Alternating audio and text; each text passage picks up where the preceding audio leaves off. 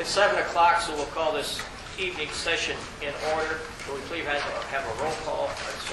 Secretary. Craig Burrow. Here. Mike Pratt. Here. Gene Bolte. Here. Tom Kessler. Here. Bruce Forster. Here. Okay, all five here. We were handed before the meeting last evening's minutes. Does anyone have any questions or corrections to last evening's minutes that were handed out a little while ago? I move we accept the minutes. Moved by Bruce. Gene, second. All in favor say aye. Opposed, same sign. Motion carries. At this point in time, I was just asked a minute ago what next week's schedule is, and I'll announce that now and then try to do it again. Monday and Tuesday of next week are the meeting times for our petition, Monday and Tuesday of next week. That's December 3rd and 4th.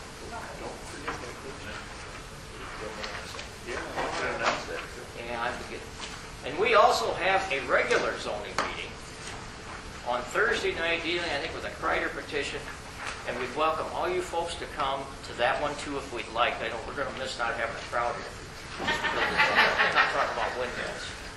Okay, at this point, we'll turn it over to the judge. Thank you, Mr. Chairman.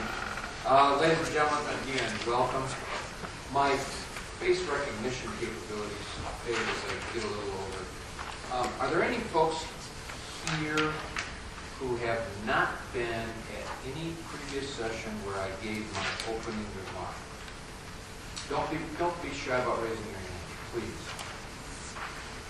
And it's now or forever hold your peace. Not forever. Okay, seeing no hands, we're in the interested parties presentation of evidence in Mr. Porter.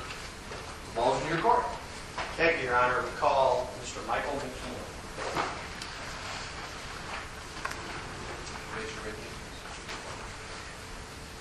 Solemnly swear or affirm the testimony you're about to give is the truth, whole truth, and nothing but the truth. I do. Thank you.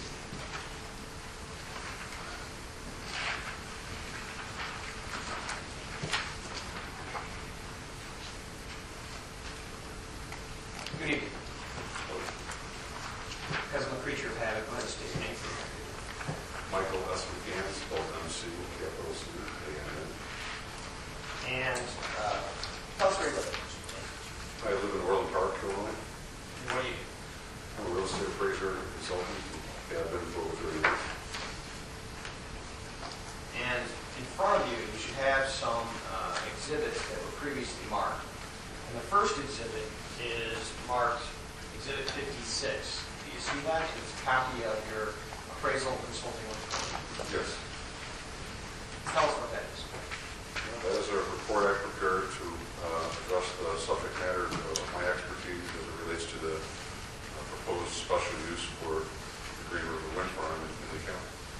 And the text of the report, the body report, is actually from pages 1 to 45. 45 of that document. Is that correct? The majority of the text is. And then from 46 on is the addenda. Is that right? That's correct. And the addenda is primarily comprised of the sales data that you utilized in order to come to your meetings. Is that correct? That is correct. And the exhibits to the company that are photographs. And the reason I dove right into your report is at pages 44 to 45 is something entitled professional biography. Is that right? That's correct. And is that a true and accurate copy of your resume or biography? It's pretty current, yes. And is there anything you'd like to add to that? A little more experience on some other wind farm evaluations. I suppose I could add that. Recently I worked on in Ohio, but I don't list every single project I worked on. Well, for the benefit of the panel, and by the way, I know that this is an inconvenient forum. However, I'd ask you to talk to them and not me. Okay. And I realize I'm on your back shoulder, and I apologize for that. Tell us a little about your real estate education background. Well, my real estate background began with a number of courses had to do with various types of appraisal techniques, methods, at various degrees of sophistication, including real estate appraisal principles, residential valuation, case studies, and property valuation, highest and best use of market analysis, and again, into some more sophisticated types of appraisal techniques such as income approach valuation and case studies, environmental contamination, and so on and so forth. And we've had marked as a document number 57 in front of you. Is that a complete copy of the PowerPoint that we're going to use today? Yes, it is. And you'll notice slide 1 does have some of your qualifications. Is that right? Why don't you just go ahead and tell us a little bit about your qualifications as an appraiser? Well, to briefly summarize, I have over 30 years appraisal and consulting experience, during which time I've had occasion to appraise most types of commercial, industrial, and residential property. I'm a state certified general appraiser in Illinois, which is the highest of 3 levels of licensing available in Illinois. And I've also been licensed in multiple states to meet their requirements for appraising properties out of state. I'm a certified review appraiser designated by the National Association of Review Appraisers. What is a certified review appraiser mean? Well, that's somewhat different than just a general appraiser, which I also am, but a certified review appraiser gains that designation by having had occasion to review a large volume or many years' experience of reviewing other appraisals prepared by other people for purposes of quality control or determining whether or not assignments comply with whatever the appropriate regulations are or appropriate techniques were used, that kind of thing. So you're actually reviewing the work product of other appraisers, is that correct? I have many hundreds of times, yes. And tell us a little about your work history as an appraiser. Where did you start your career? How are you employed now? Well, I started in the firm William McCann and Associates, which was a family firm, and during which time I developed a lot of different expertise and exposed to many different types of valuation assignments, not just what most of us experience dealing with home appraisal that comes out when it's time to refinance or time of the sale, but many types of commercial assignments, urban renewal.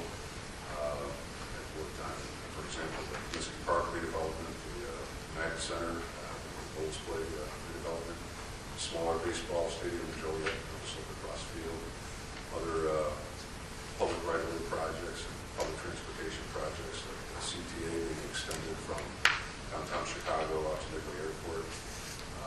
I've also, during that time, since have worked in over 20 states, qualified and testified as an expert witness in state circuit courts, federal courts, various planning and zoning commissions, county boards, other types of quasi-judicial proceedings. Have you actually been named as a commissioner by a federal court?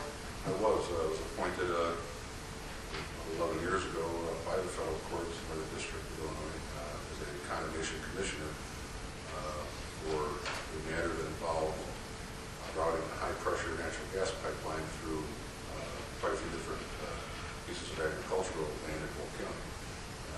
My role as a commissioner was also with 2 other appointees, a law professor and an attorney, and our role was to advise the court as to the just compensation that should be paid to landowners by virtue of the easements that were being taken to install the natural gas pipeline. So one of the things that you did as the judge, so to speak, being commissioner, was determine what damage the particular detrimental condition, in that case a pipeline, caused on the remainder of the property. Is that right? Well, it was to determine just compensation based on the evidence that was submitted, but not to come up with my own appraisal per se. Right. You were the judge as opposed to the hired appraiser in that. That's correct. What, I stepped on my own thunder. Have you had experience in, as an appraiser in determining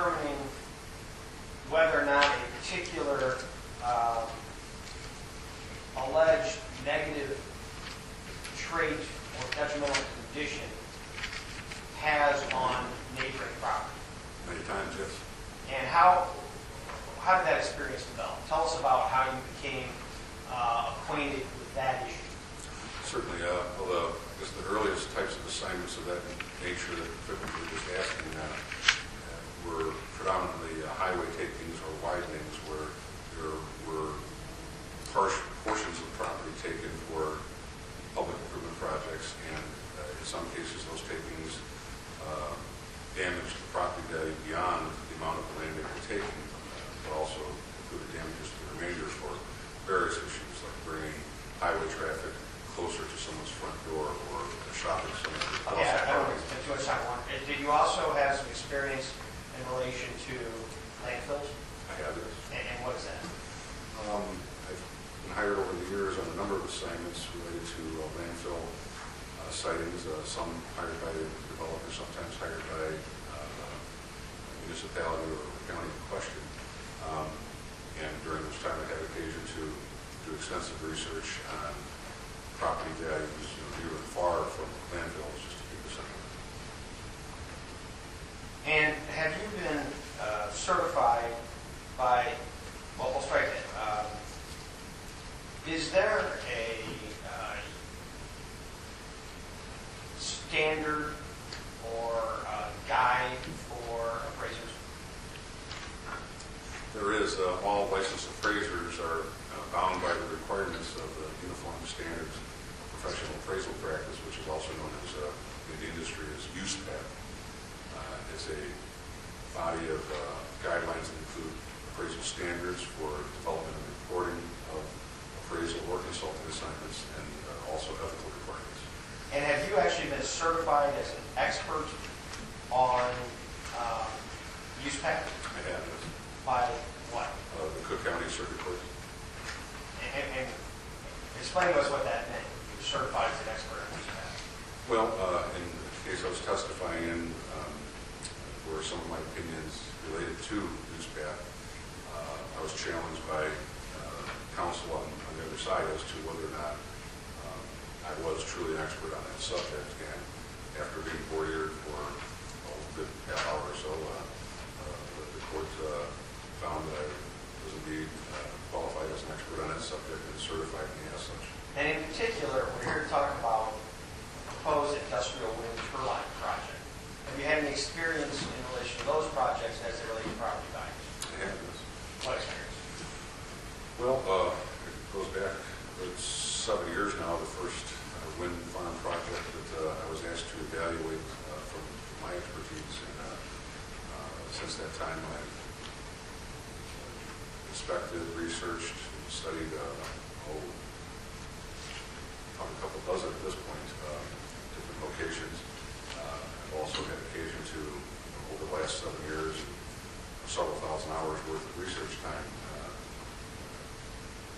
develop my own information regarding sale prices and values adjacent to wind projects, as well as reviewing independent analyses or industry-hired analyses that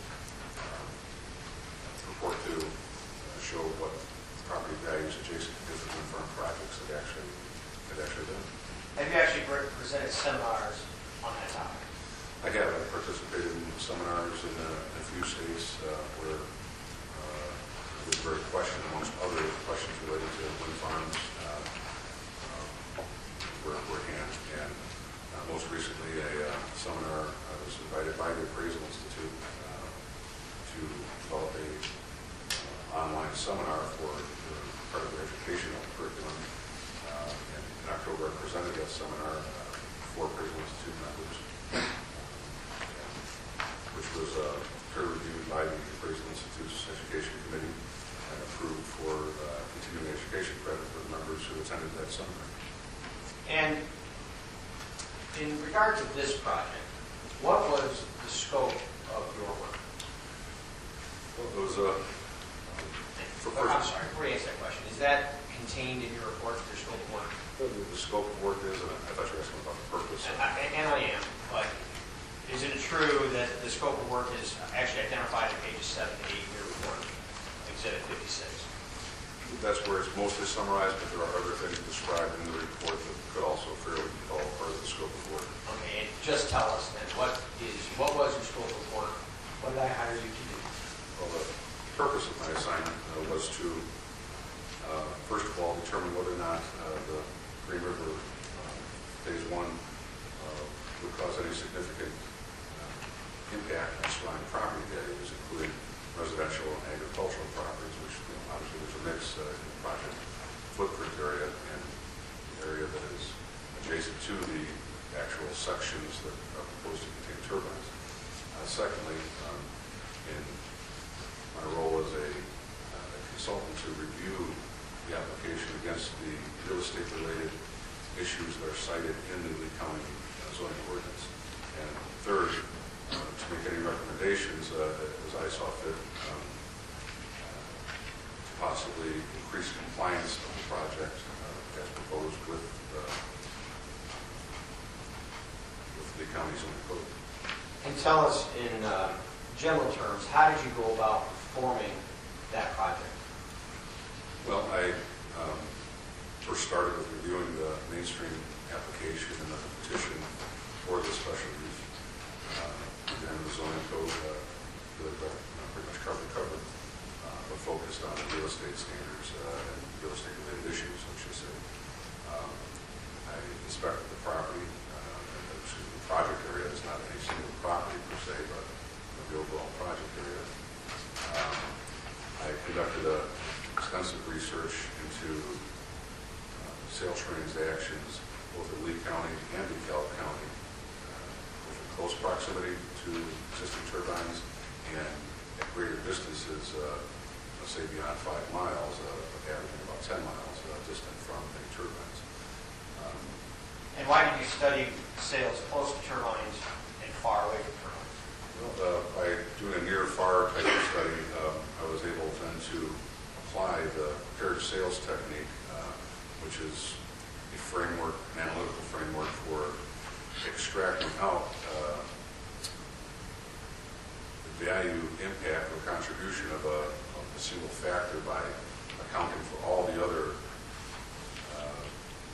issues or features of the property that might not be exactly the same.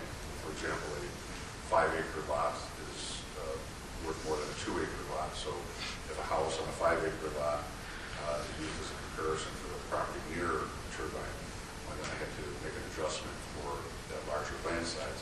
And after completing all those adjustments on a series of paired sale sets that I contained in my addenda, I was able to extract out from each of those paired sales what the indicated value impact was for the property closest to the turbine.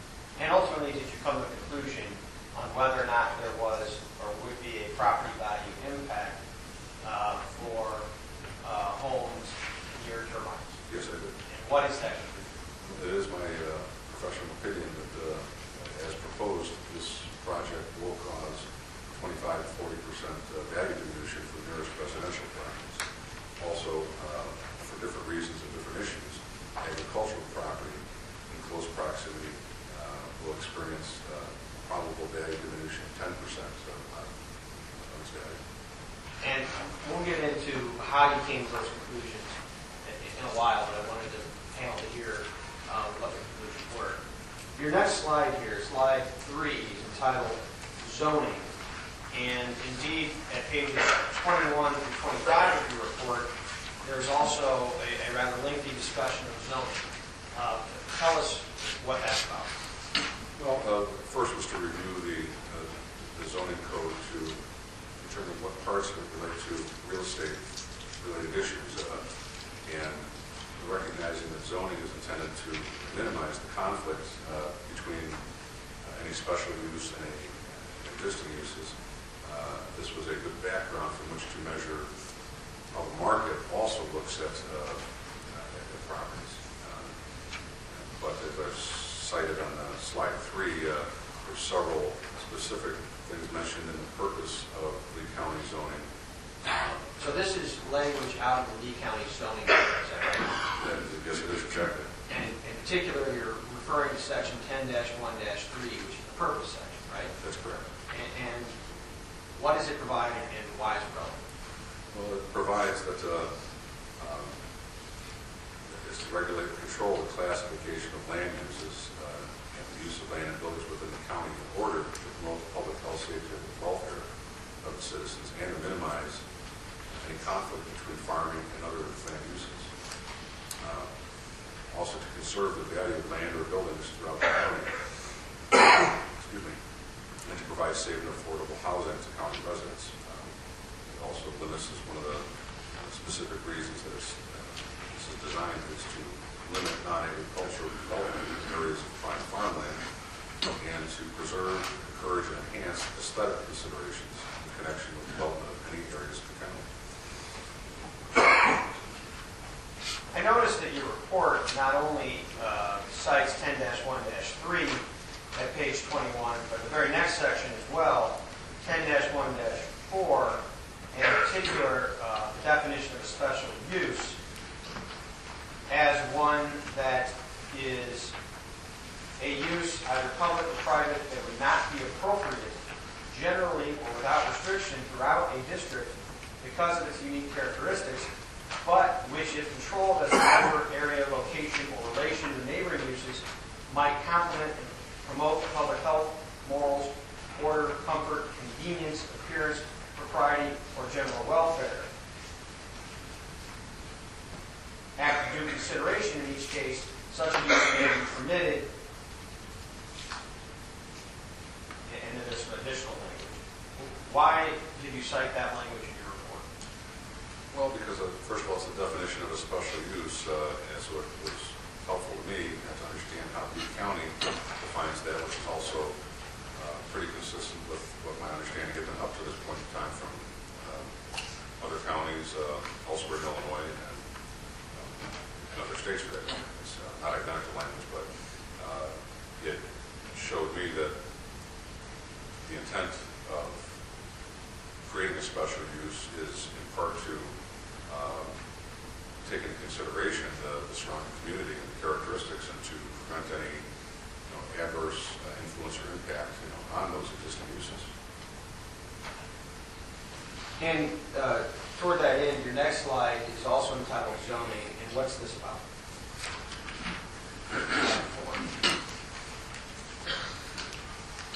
Well, there I'm discussing that the purpose of the zoning as cited in Lee County Code encompasses core issues that are fairly typical reflections in industrial scale wind energy projects and their applications.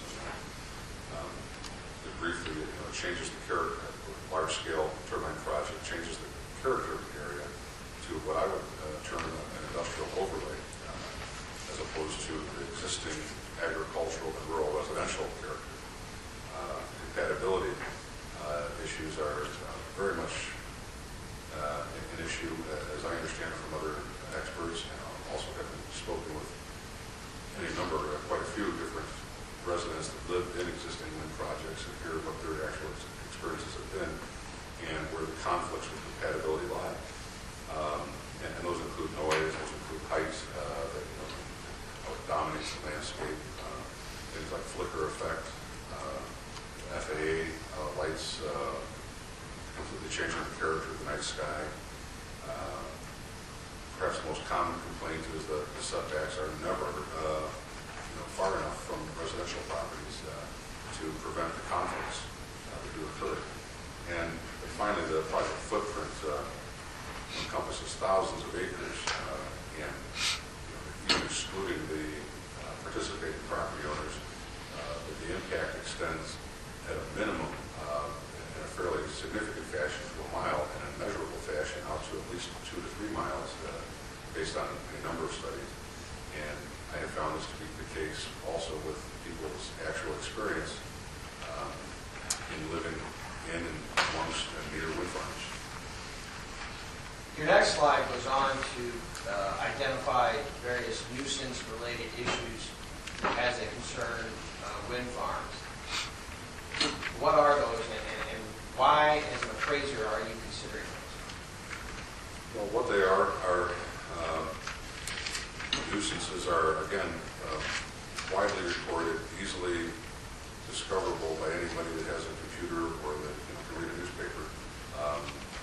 If you look into the issue at all, you'll find any large variety of nuisance complaints and experiences that people have experienced, including, in some cases, participating landowners that have decided not to keep quiet. From a real estate perspective, why it's important is because it helps understand the background of the nature and severity of the impacts that understand the framework for the stigma or the detrimental condition to help understand why value changes occur.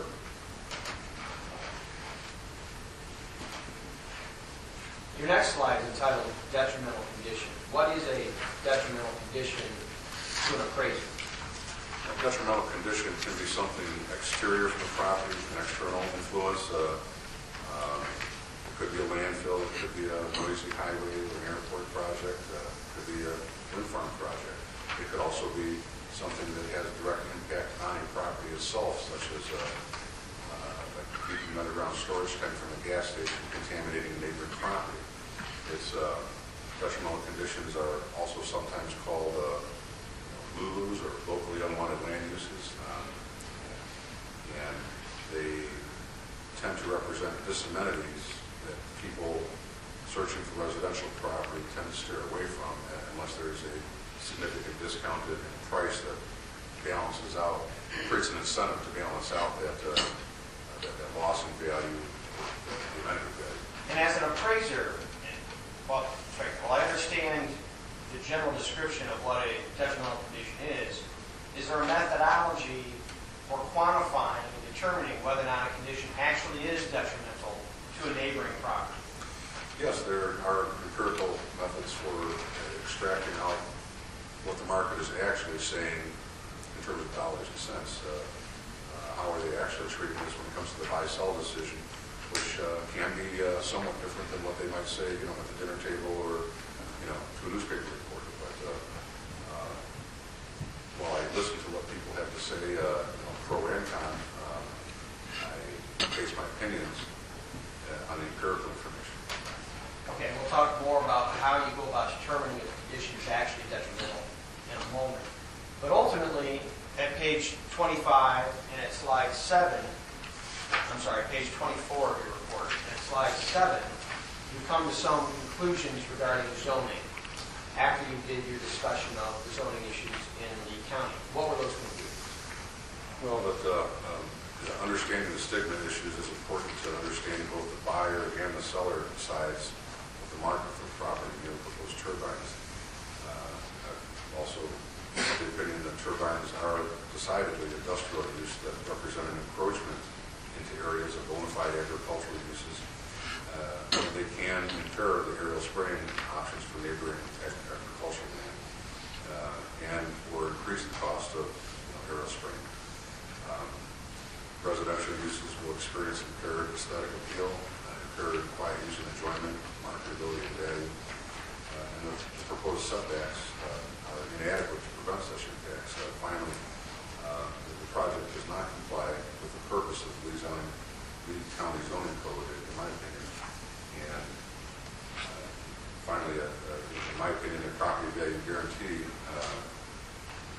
would be necessary to protect neighboring property values in the event this application were approved. So when you say it does not comply with the purpose of the Lee County zoning code, are you indicating, what do you mean? Well, I'm really looking at it from just a real estate perspective, and because of the setbacks that are not nearly long enough, because of the dominating character of the turbines, it does change the character of any area where these type of projects are built, and Lee County is no exception.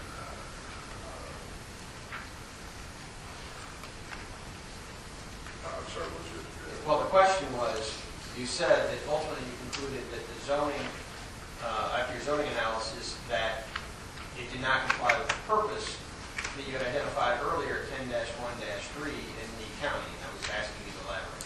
Yes, and also as far as the zoning purpose to protect and conserve neighboring property values, as proposed, this application, this project, simply would not accomplish that, would work against that. The property value guarantee would, in my opinion, only partially mitigate that, but it would still have impacts. Now, you mentioned the property value guarantee, and that's also contained in page 24 in your conclusions regarding zoning. And I've had marked as an exhibit,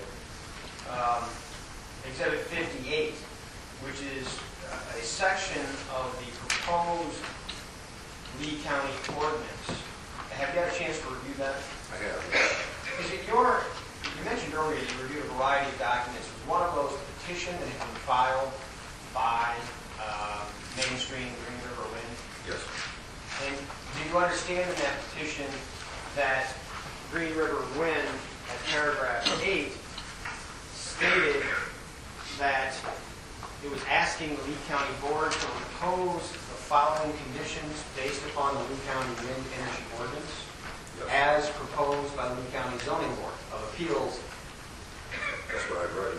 And contained within that proposal of the Zoning Board of Appeals was a home seller protection program. Is that right? Yes.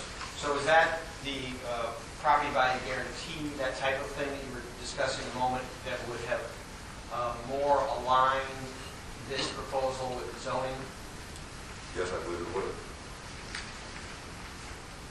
And in the proposed conditions of the petitioner, does the home seller protection program that was identified as a proposal of the Zoning Board of Appeals, is that contained in their petition? It is not.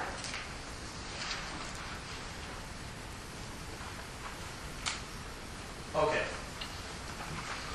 You began to touch upon the fact that there are methods which can be used to determine whether or not a particular proposal is actually a detrimental condition to neighboring properties. What are the methods that are generally accepted by appraisers for making a determination of whether or not a potential detrimental condition causes damage? Well, it can only be done within the framework of the traditional three approaches, depending on the property type. But the traditional three approaches are the sales comparison approach, the cost approach, and the income approach. In the case of single-family properties, techniques that are generally accepted and approved for value and detrimental conditions include paired sales and resales analysis. A paired sale analysis is essentially described earlier, a near sale and a far sale, and all differences accounted for except for the turbine to financially adjust the control sale to the nearby target sale, indicate what that target sale should have sold for, but for the turbine. The difference being the value impact where the damages to the property as a result of that detrimental condition, that neighboring condition, in this case, turbines. And you've got a slide prepared for us as number 8, which has a definition of a paired sales analysis. Where did that come from? That came from, excuse me, the Appraisal Institute's dictionary of real estate appraisal. And what is that definition? Paired sale analysis or paired data analysis is a quantitative technique used to identify and measure adjustments to the sale prices or rents of comparable properties. To apply this technique, sales or rental data on nearly identical properties are analyzed to isolate a single characteristic's effect on value or rent. And so, if I understand correctly, then when an appraiser does a paired sales analysis, do you adjust a control sale to a target sale such that you end up with, as best as can be estimated, 2 identical homes, except for one isolated condition, that being the condition you're trying to determine is a detrimental condition? Is that right? Determine whether or not it is from a market value standpoint, yes. And so you try to end up with 2 homes that are identical, except one is by a turbine and one isn't. Correct. Okay. Now, are you familiar with Randall Bell's book entitled Real Estate Damages and Analysis of Detrimental Conditions? Yeah, but Is that an authoritative treatise? very much so. And does that book identify the accepted methodologies in your profession for determining whether or not a condition is detrimental to a neighboring use? Not just the conditions, but also the valuation techniques or procedures for measuring any impact on value of those detrimental conditions. And those methods that he identifies are paired sales analysis, resale analysis, cost to remediate analysis, direct capitalization analysis, and discounted cash flow. Is that right? Yes, with the distinction being really the first 2, the paired sales and the resales analysis is within the sales comparison approach, and that applies and lends itself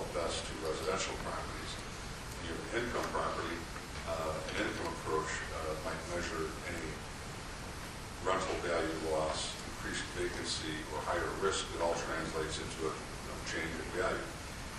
That's something that applies to farmland that has a demonstrable rental market as well as owner-user market. Okay. Is it appropriate for an appraiser to come to an opinion regarding damage to property value without doing an appraisal? Well, I think under use cap, an appraiser is required to undertake any appropriate investigation and research and apply any recognized techniques in order to develop the opinion, and then there's also reporting standards for how to go about reporting the work that was undertaken to develop that opinion. And is it appropriate for an appraiser to base an opinion on value solely on interviews of other appraisers and tax assessors? In my opinion, no. There's the text side where they actually state the contrary, including the Randall Bell detrimental conditions text, appraisal journal articles, and so forth. Surveys are only suggested as appropriate to use when there is an absolute absence of any data, any empirical data, and then with extreme limitations. But surveys, generally speaking, no, they are not an evaluation technique. As a matter of fact, are you familiar with the publication by Thomas Jackson, PhD, entitled Methods and Techniques for Contaminated Property Valuation? I've read it, yes. And isn't it true, well, would you consider that to be an authoritative text? It was published in the appraisal journal, so it did go through a peer review process, and therefore, yes, I believe it's authoritative. And isn't it true that he concluded, one of his conclusions was that, quote, market interviews are not methods or techniques for valuing contaminated properties, but are useful for collecting and understanding the data and information necessary to apply the other methods and techniques discussed herein. That does sound very familiar, yes. It's a starting point, it's not the end. And do you agree that in order to come to an opinion on value, you have to apply one of these techniques that are based on data, and then it can be corroborated by interviews, perhaps? It doesn't really matter if the data comes first or the interviews to kind of give you some guidelines for what you're looking for. For example, if nobody had ever looked at an appraiser, had never looked into a wind farm matter before, they might have no idea how far the impacts extend, or how far they've been reported to extend. So they would have no frame of reference for where to measure the near and far sale type of research that should be done. And that's where the interviews and that kind of thing could come in handy. But basing opinions on opinions from a just telephone survey or that kind of thing, no, it's definitely not an accepted technique. Okay, so moving on now to what you did in relation to coming to your conclusions as to residential properties. I put up slide number 9. Explain to us what slide 9 is. Well, slide 9 is a summary of the paired sale data sets that are contained in the addendum to my report. And each one of those, we'll get to an example in a moment, but is on the left column you'll see the pair number, which is which paired data set is it, and then I have it broken into two main columns, target and control area. The target area being the relevant information, or portions of the relevant information for the near and far target and control areas. That includes the distance from the nearest turbine, the CBOM, which is the cumulative days on the market, or how long each of those properties sat on the market before they ultimately sold. And the SP/LP percentage is the actual sale price as a percentage of list price. And I did that for both target and control areas. And I did it in the Lee County study area as well as in DeKalb under the Florida Power Line Project. And that resulted in pretty consistent indications of impact within both Lee County and DeKalb County. And I summarized those separately, but then also combined it with an overall project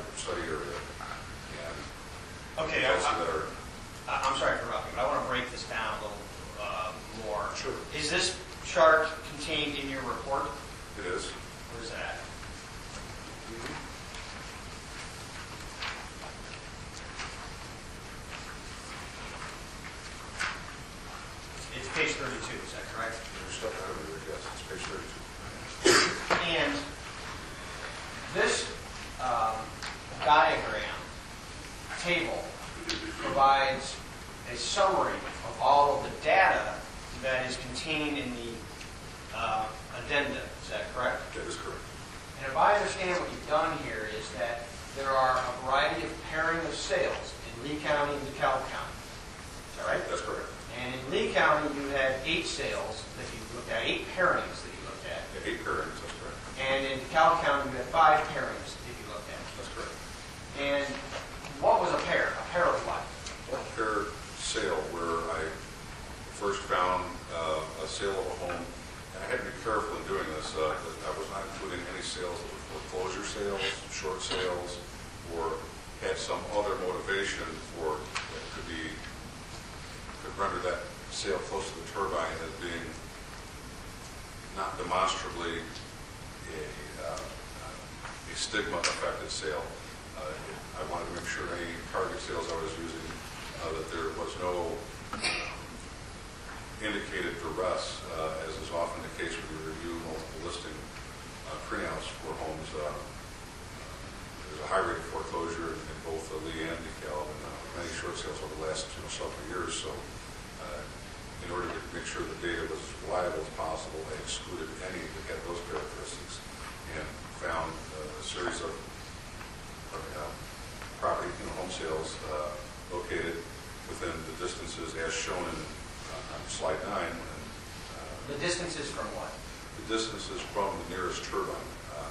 Now, there's in some of these cases multiple turbines that are within close proximity to view, and that would have combined effect, you might say, on the aesthetics of a given property, and some that there's only one nearby turbine. Oh, okay. And so, your first section, the target area, are sales that you found in DeKalb County of homes that were near turbines. And then you would pair that sale with another sale of a home that is away from a turbine. Is that right? Correct. And so, how many control area sales did you find?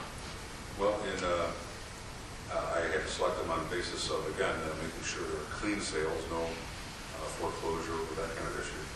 And then went by how comparable the homes were in overall market appeal, age, size, land size, those kinds of things. And within the Lee County study area, I used 6 control sales that occurred up with the various target sales.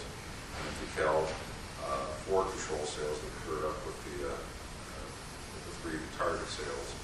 Sometimes using a different control to pair with each target sale. Okay. To kind of corroborate the original analysis is corroborated. Okay. And in each of these columns here, so you've got the distance away from the turbine. And the next one is CBOM, which is what? That is simply put the total marketing time for that property sale. And how did you determine the marketing time for each sale? Well, it's listed in the full agent printouts that if you're a subscriber to the MRED, the real estate data, you can get the level of detail that tells you what the marketing times have been. In some cases, it was more than one listing. The listing expired, it listed the new realtor, it canceled, listed the new realtor. Okay, so in Lee County, your average distance from a turbine, the target area, was 3,326 feet, right? Correct. And your average distance for the control area from a turbine was 10.5 miles. That's right. You also then found that the average time on market in Lee County for a sale was 635 days in the target area. Correct. And 297 days in the control area. That's correct. Now, you've got this next column here, which is SP over LP. That's sales price compared to list price. The original list price, yes. And so in Lee County, the homes that were near turbines got about 73% of the list price. On average, yes. And in the ones that were far away from turbines, 92%. That's correct. Now, the last column is the most important column, is that right? I believe so, yes, for this very purpose. And it says impact percent. What is that? Well, that is the indicated value diminution for each of those target sale transaction pairs as determined by comparison with the control count. So, for example, paired sale 1 using the first target sale and the first control sale indicated that the home near the turbine sold for 27% lower than it should have, or that's what the value impact was as a result of the turbine. So the last column is the result after you've adjusted the comparables, the two properties, so that they are as similar as possible except for being close to a turbine. The last column shows the difference in value between those two properties, and it was always consistently negative in Lee County. Is that right? That's correct. As a matter of fact, it spanned pretty consistently around the 25% mark. Is that right? Yes, some a little lower, some a little higher, but that's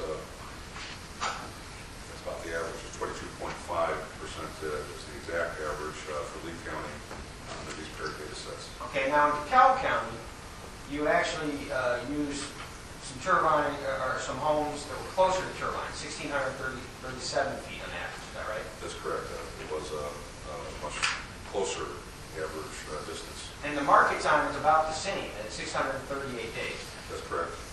The sales price to list price, they got less in DeKalb at 66% for the homes close to turbines. Is that right? That's right. And as the control area, we again used about 10 miles away, 9.6.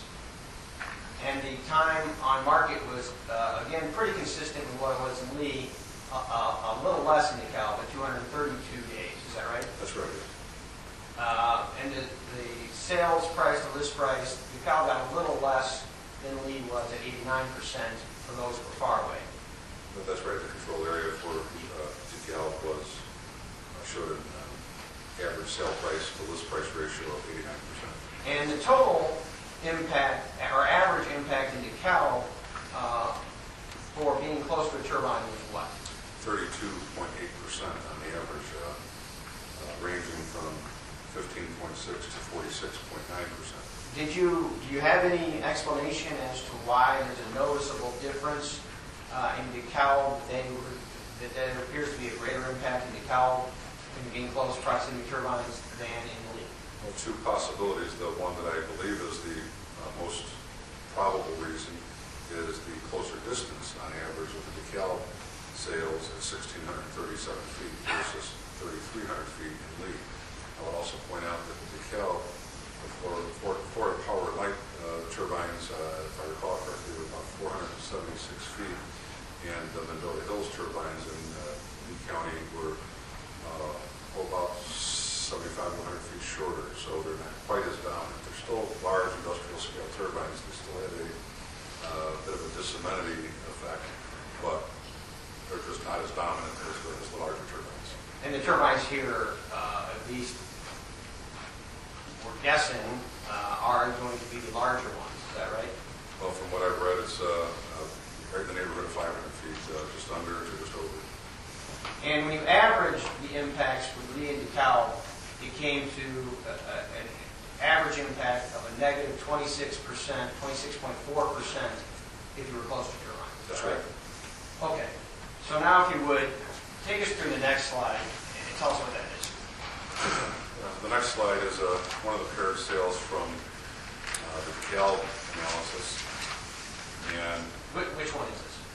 this is paired sale number 3, if you wanted to compare it to the chart. Okay, so number 3 in the DeKalb. Yes. And you can see how it labeled each of those sales. DeKalb sale 1D, DeKalb sale 3C. You see the photographs above. The photograph on the left is the one nearest to turbine. It was a alpaca farm property, actually. And the one on the right, a very similar home, but with some differences.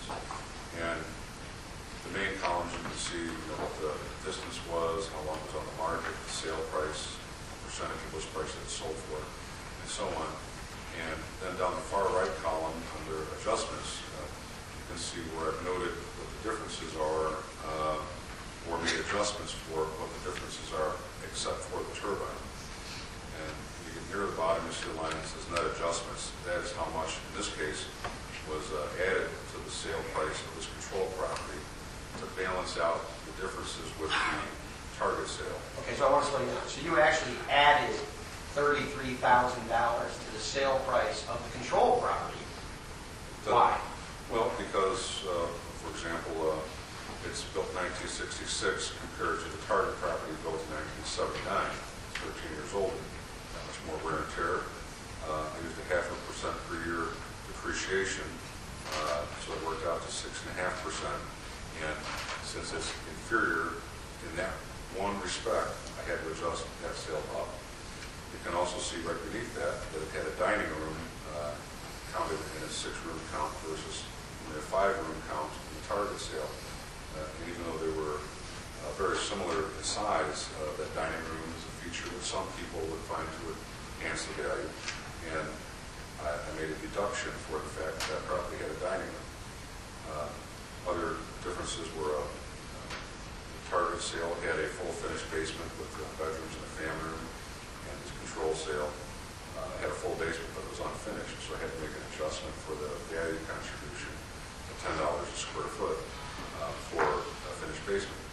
Okay, so if one were to go and look at your addenda, and each one of these cover sheets, they would see the adjustments you made to the control property to make it as similar as possible to the target. Exactly. It just so happens in this case you actually had to add value to the control property because in your opinion, target was a little nicer.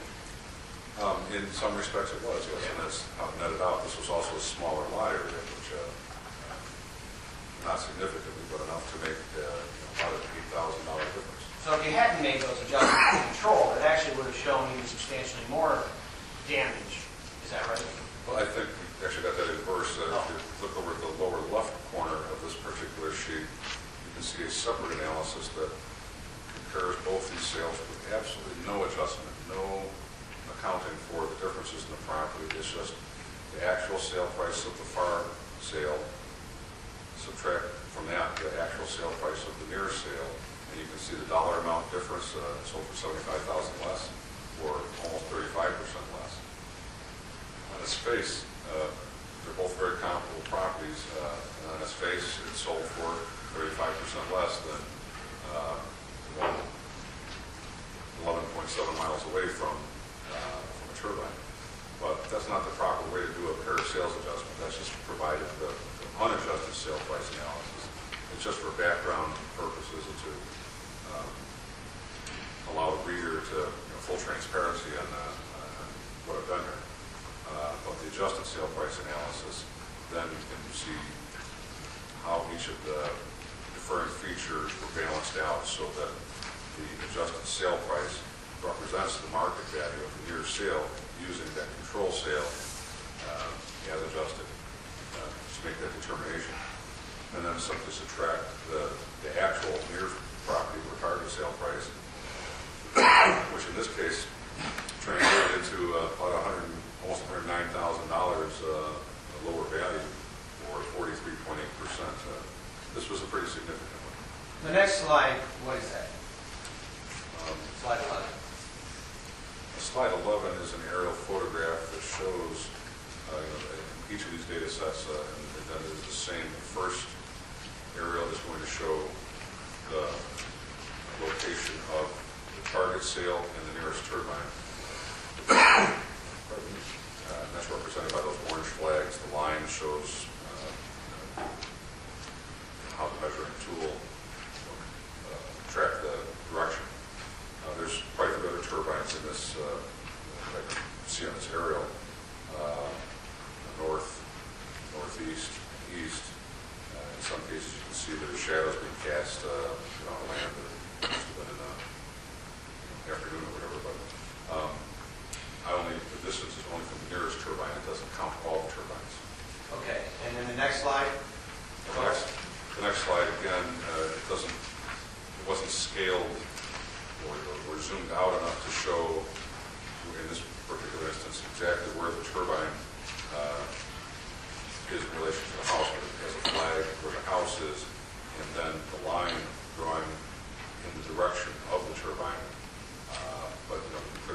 it's not even on the map.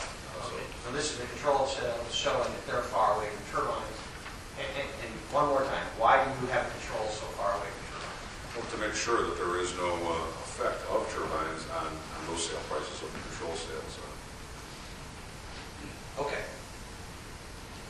So after you did your paired sales analysis, you averaged all these adjustments in sales and came to your conclusion of between 25 and 40% loss. Why that range? Well, it's kind of a low-high representing shorter setbacks and even longer setbacks. I would expect the properties in the setback ranges that they're talking about here at a minimum of around 1,400 feet from the foundation of a house, which as a side point, I would like to point out that for my target sales, I measured the distance from the property line, not from the foundation of a house. Just to be clear that distinction.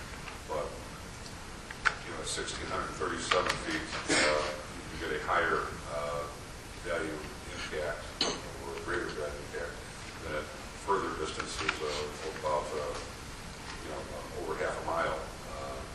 And so that's why that range. When you say you made measurements to the property line, you do that both with a control and a target? Exactly. Okay. Did you do anything else to corroborate or test the results that you found using your paired sales analysis? Well, yes, I conducted a literature review, which frankly is an ongoing thing for me. It's anytime a new study comes out, I try to obtain a copy of it. In some cases, I'm invited to review it. The one the industry likes to use the most, the Berkeley or LBNL study. I was invited by one of the authors to peer review that study, which I did prior to its publication. Others have been sent to me unsolicited. Others I have been provided by clients or people who know I'm active in looking into property values and these types of studies. Okay, we put up slide 13, which is another chart entitled Literature Review. Is that chart somewhere in the report as well? It is. I'm sorry, I'm going to test you here. Do you know where? It's on page 36 and 37. Might be a little easier for people to follow on that chart. Report rather than the PowerPoint. If I'm looking at this correctly, it appears that you've taken all of these publications and had a conclusion at the end as to what they found the impacts to be from wind turbines. Is that right? Or to partially reflect what the right column, what they claimed the study found, but it also shows other impacts that were actually reflected in those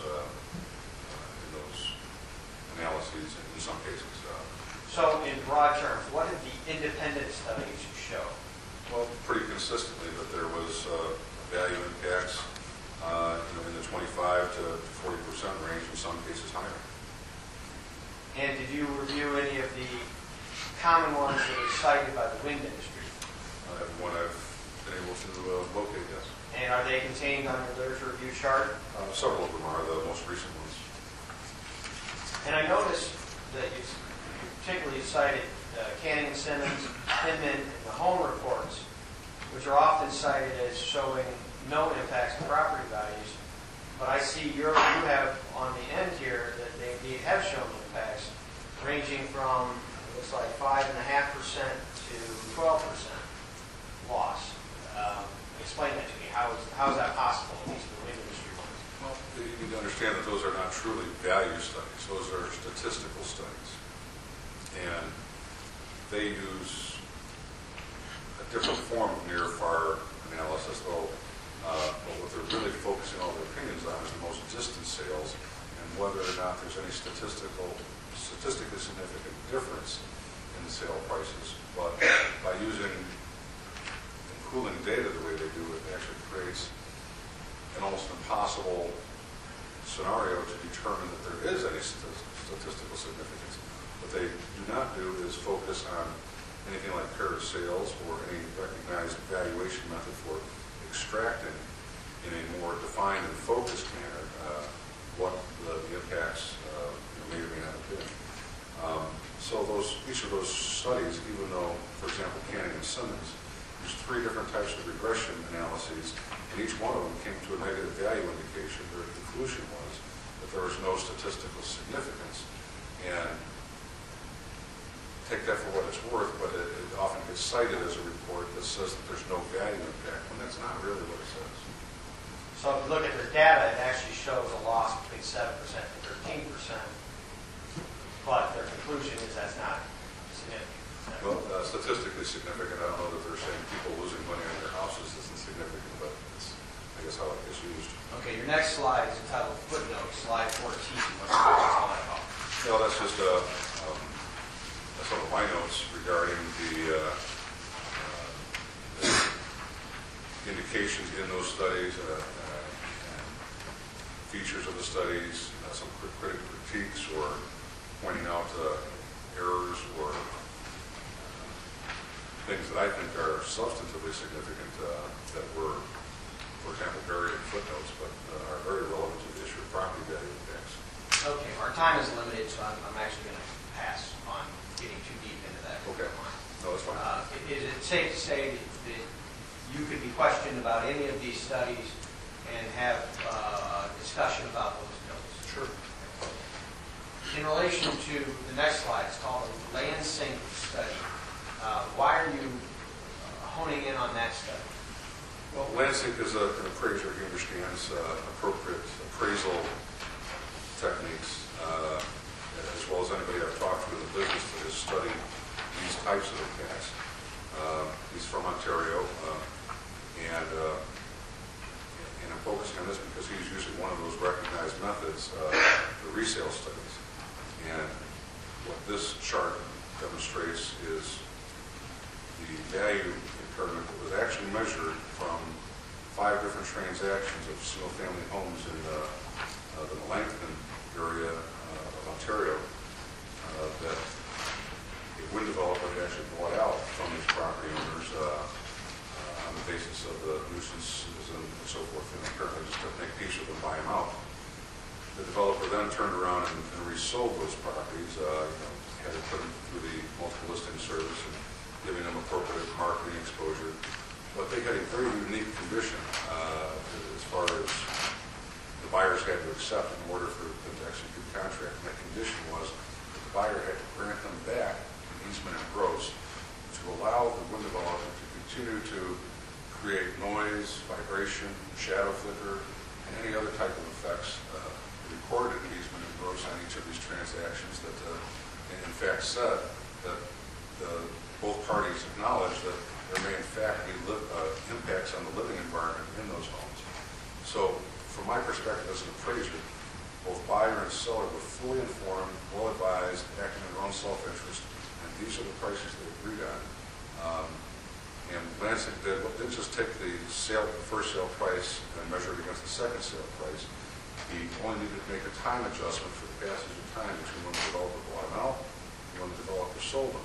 And it was easily ascertainable from the local MLS service up there, just by virtue of the change in average sale price in the rest of the community outside the wind farm.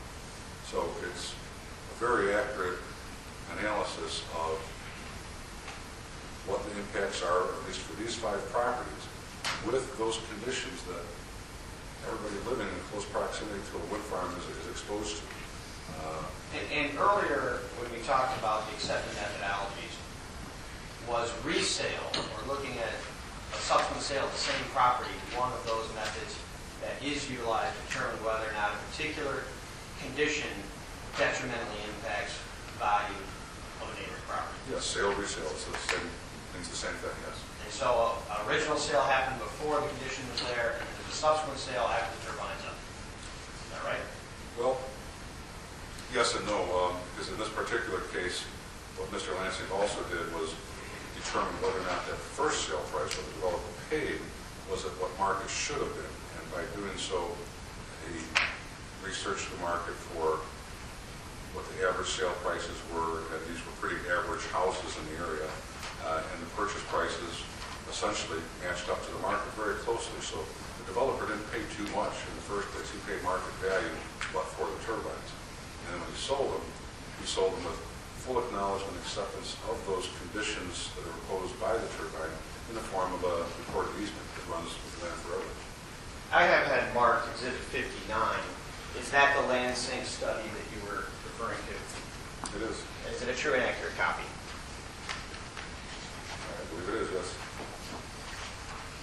So if the zoning board of appeals is so inclined, they can look through that actual appraisal that was done by Lansing and coming to their conclusions, which ultimately were what loss in value?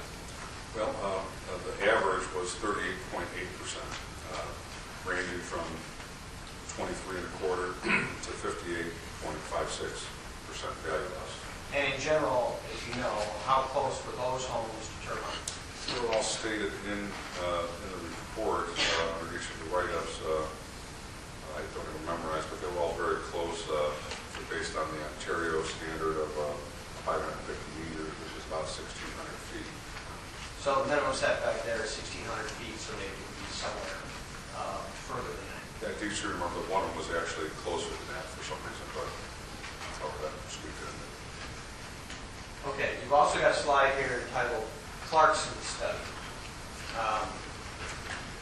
What is that, and why do you believe it's important to do a slide on that issue?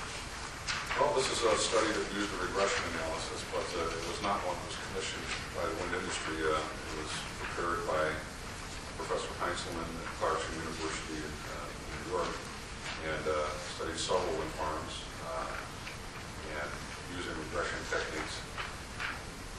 And this table 9 from that study, what it shows down that far right column is, for example, in Franklin County, using 2 different techniques, repeat sales and census block analysis, as he's defined it. And you can see that at 1/10 of a mile, his findings were 45.8% value loss near turbines, and under the repeat sales analysis, 21.5 to 20.57%. It continues down that left margin, as you can see, quarter mile, half mile, 1, 2, and 3 mile increments. And even when you get up to 3 miles, you're still finding 9 to almost 21% of value impact. This chart is also broken into 3 clusters where the initial distance of any turbines from the homes that were studied, but this is an area where turbines are going up quite a bit, like we're seeing in Illinois. And so at different points in time, their turbines might have been at greater distances, and that's what the 3 groupings shows, where, for example, at the bottom, the initial distance, there was already turbines within 5 miles, and then the top grouping, the initial distance was at least 25 miles. I'll also point out that you can see that when the starting distance was greater, 25 miles versus 5 miles, the impacts measured are greater, which just logically tends to indicate that even at 5 miles, there is some impact. He doesn't make that opinion, so I'm not saying that's what the study says. I'm just pointing it out as a kind of a interesting side note that the data at the 5 mile distance where the sales initially were no closer, the nearest turbine was 5 miles, there was only a 35% value loss under the 1/10 of a mile.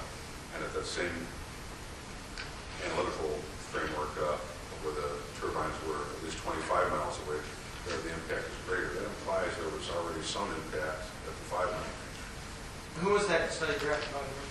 Professor Heinzelman and an assistant Kerry Tulloch. So that's the study referenced as the 3rd independent study you have on your summary, is that right? On your literature review. I'm just trying to confirm that it was in fact the 3rd one. I think so. Ultimately, did your document literature review support, corroborate, or refute your findings after you did your specific study of the California? Well, it was very consistent overall. It very much corroborated it. It definitely recognized, depending on which study focused more on it, or some might not have as much, the relationship distance broken down in different increments. But clearly, the independent studies show that there is value impacts at setbacks that are being proposed. The furthest I've seen it actually measured is out to 3 miles, and there is still an impact. Now, did you do any analysis concerning farm properties? I did. And what was that analysis? That analysis was really a fundamental income approach analysis, or a model that recognizes farmland as an income-producing property or potentially income-producing property. And a real estate appraiser talks about income. They're not really talking about the farm income or the commodities prices. They're talking about the land value as it relates to the rental income that the property could generate by offering up for cash rent. And in this particular analysis, what I had become aware of and studied up on some is the fact that aerial spraying applications can very much be interfered with aerial sprayers, associations, and individuals. Many have decided that it's too risky to fly near turbines, at least in close distances. So the Illinois Association of Aerial Sprayers from several years back, aerial applicators, they had passed a resolution that basically said, recognize these issues and the hazards that are there for pilots. So as a purchaser of a farmland that knows that aerial application options might be interfered with, it doesn't automatically mean they're not going to make the same money in farming it, but it does represent an elevated level of risk. And risk is something that can be fairly quantified in the framework of an income approach, which is exactly what I did. And is that contained in page 34 or 35 of your report? Yes. And after you utilized your income approach using a risk analysis, what did you conclude? I concluded that a pretty reliable analysis of a fully informed buyer and a fully informed seller is that the value diminution would be 10%, or that's how much value impact nearest the turbines. And that is a different distance relation than residential, for example, because it has more to do with how the risk relates to aerial applications, not being able to get in close, especially when the turbines are not lined up in a row. That's where if they're lined up in a row, then the applicators can feel they can get closer to it. But when they're kind of scattered in a hodgepodge manner, it just creates a blanket area that they really can't get into that easily. So, earlier you mentioned that property value guarantees might be something that could be utilized to address the 25 to 40% loss for residential properties and 10% loss for agricultural. Is that right? Yes. Let me show you what I've had marked as Exhibit 59.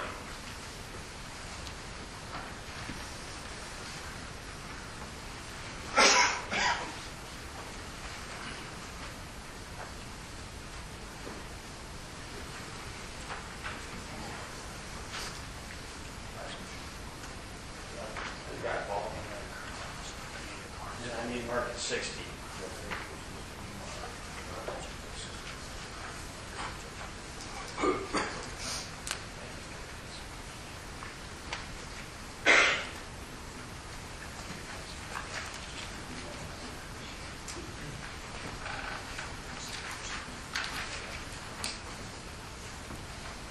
Okay, for the record, we now have that mark. It's at 60. And is that a copy of an example of a real property value protection plan? Yes. And under that plan, well, strike that. Your report came to some conclusions as to how far away certain properties would be to suffer those expected losses. Is that right? Well, yes and no. I'm recognizing that there is a much higher likelihood of significant value impacts in the 2-mile range, but frankly, they can extend beyond that to 3 or potentially even more. Okay, but what I guess what I'm trying to get at is at page 6, you've indicated that alternatively that a panel can approve the conditional requirement for a bonded property value guarantee for residential properties to a distance of 2 miles from any footprint section and 1 mile for agricultural use properties. Yes. First, why the difference? Why are you saying that PVG should at least cover 2 miles for residential and 1 mile for agricultural? Well, it relates to the distance of impacts under the treatment property types, where residential is much more susceptible to aesthetic issues or even noise issues that can extend at fairly great distances. And that 2 miles is borne out by the sale data that shows that the value impacts can extend and often do extend that far or beyond. With agricultural, however, it's not as much an issue except to the extent of the, for continued agricultural use, it could have some issues as far as future development of land, but just focusing on the properties as they sit, the 1 mile distance, to my mind, is where the risk of aerial application options being impaired starts to fall off considerably. Okay, and the real property value protection plan that we've added to the zoning board of appeals provides that if a residential property is within 2 miles of a industrial wind turbine, that the owner has the option of being bought out by the turbine company or receiving his damage, that damage being determined by low qualified appraisal. Yes. Right? It also then provides that from 3 miles, from 2 to 3 miles, that the only option for the homeowner would be to receive damage. Is that right? That's how it's written. And then, and that opportunity under this plan lasts for 10 years. Is that correct? That's, again, how it's written, and I think that's a good idea, so as not to create an undue pressure when people see they can. And having read the proposed property value protection plan of the zoning board of appeals, they also used a 10-year figure. Is that correct? I simply recall that, yes. And as far as agricultural land, this also provides protection for those non-participating landowners who own agricultural land. And again, allows for a buyout if one is within that 1 mile you talked about, or receiving damage, but only receiving damage between 1 and 2 miles. Is that right? That's right. Do you agree that if for some reason the zoning board of appeals were to recommend this application, that they should also recommend a condition that this property value protection plan be included? Yes, I do. And would certainly not be unprecedented, either in the context of wind farms or other large-scale land uses, such as quarries, landfills, which much more commonly now, the property value guarantees or some type of property value protection plan are being required as a condition for approval of very questionable uses as far as how well are they going to get along with the neighbors. For example, the DeKalb recently required one. Yes. All right, and your slide here identifies what must be included in an effective property value guarantee plan. Is that right? Well, it's certainly a starting point. And does the property value plan that we have suggested here today meet those effective criteria of your slide here, 22? I believe it does. What I don't recall for sure is if that reflects the current value at the time of the option or sale. For example, if somebody entered into the agreement, this condition were imposed today, and the property values were established today, if somebody lived there for 3 or 4 years and the market conditions went up, they certainly shouldn't be penalized for electing to sell later if they found that they couldn't peacefully use and enjoy the property. Right, but that's addressed because the appraisers have to determine that the impact is caused. Yes, my whole point is it should be a current, at the time of the transaction, what the value should have been versus what it is near the turbines, or a buyout at the current value, excluding any effect of the turbines. Now, you've got a slide here titled Ben Hone interview, where he's talking about property value guarantees. Why did you feel it important to give us that quote from Ben Hone? Well, Ben Hone and the Berkeley or LBNL study are, again, very often cited by developers as saying there is no property value impact. You have to read the report cover to cover very carefully to understand that that's not what it actually says, but that's how it's presented. But Ben Hone has been interviewed and has even prepared other PowerPoint presentations. He's one of the authors of that study, in fact, the principal author. And this is what he said to a board member up in Cape Vincent, New York, a gentleman by the name of Nicholas Schneider, who interviewed and spoke with Mr. Hone. The recording actually can be heard online, or at least it was last time I checked. And this is basically a transcript of that conversation regarding property value. And what did he say? Well, he says that one of the things that often happens is that when developers put forward that LBNL report and say, look, property values aren't affected, it was unsafe, but that's not what we would say specifically. And regarding property value guarantees, he says, on the other hand, they have low ground to stand on it to say we won't guarantee that. He's acknowledged separately that property value guarantees are an effective means to manage the risk for neighboring property owners. And I think even advising the American Wind Energy Association that it's something they have to take a good hard look at in order to keep moving forward with their development plans.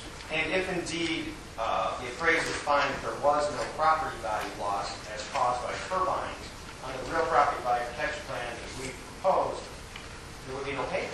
That's right. Okay, what were your conclusions after doing your studies, analysis, and literature review? Well, first, that there will indeed be a significant impact to neighboring property values, in particular the residential but agricultural properties at a 10% value loss. I consider that to be significant too. Does not comply with the application of the proposed project, does not comply from a real estate perspective with the Lee County zoning code. And finally, that if this application should be approved, I truly believe that it would behoove the county and the neighboring property owners for a property value guarantee to be a conditional part of that approval. Since Lee County requires consideration of impacts on neighboring uses before special use is awarded, should this request be allowed? I'm sorry, your question? You earlier indicated that the purpose of the zoning code was to, in part, consider the impacts on neighboring uses. Considering the fact that you have found that there is a 25 to 40% loss to neighboring uses, in your opinion, should this application be allowed? I don't believe it should. I have nothing further. Thank you. Mr. Lee, applicants. Thank you, Warren. Thank you, Judge.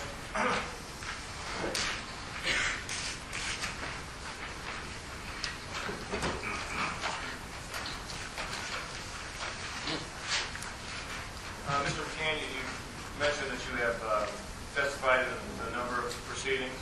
Yes. Some Illinois Property Tax Appeal Board proceedings. Yes. Do you recall a case in which you testified regarding an assessment regarding a landfill in Ogle County? Yes. You were retained by a school district to assess the landfill? Well, to appraise the market value of the landfill for assessment purposes, yes. And one of the approaches you used in that analysis was a sales comparison approach? Yes. The Property Tax Appeal Board rejected that, didn't they? I can recall actually getting a copy of the decision, which is often the case. Well, let me provide you with the appellate court decision.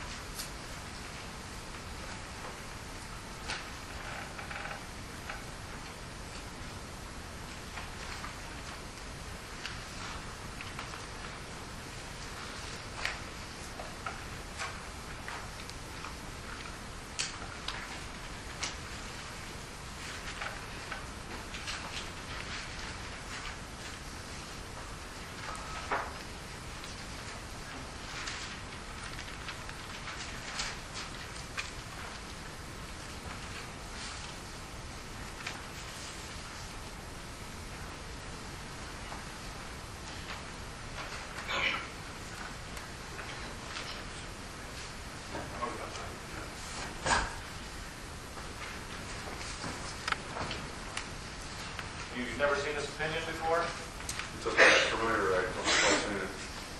The client didn't discuss the findings of the Property Tax Appeal Board with you? If I recall, no. You'd never heard that, this is on page 7 of the appellate court opinion, that the Property Tax Appeal Board found that the entire sales comparison analysis performed by McCann is questionable and unreliable.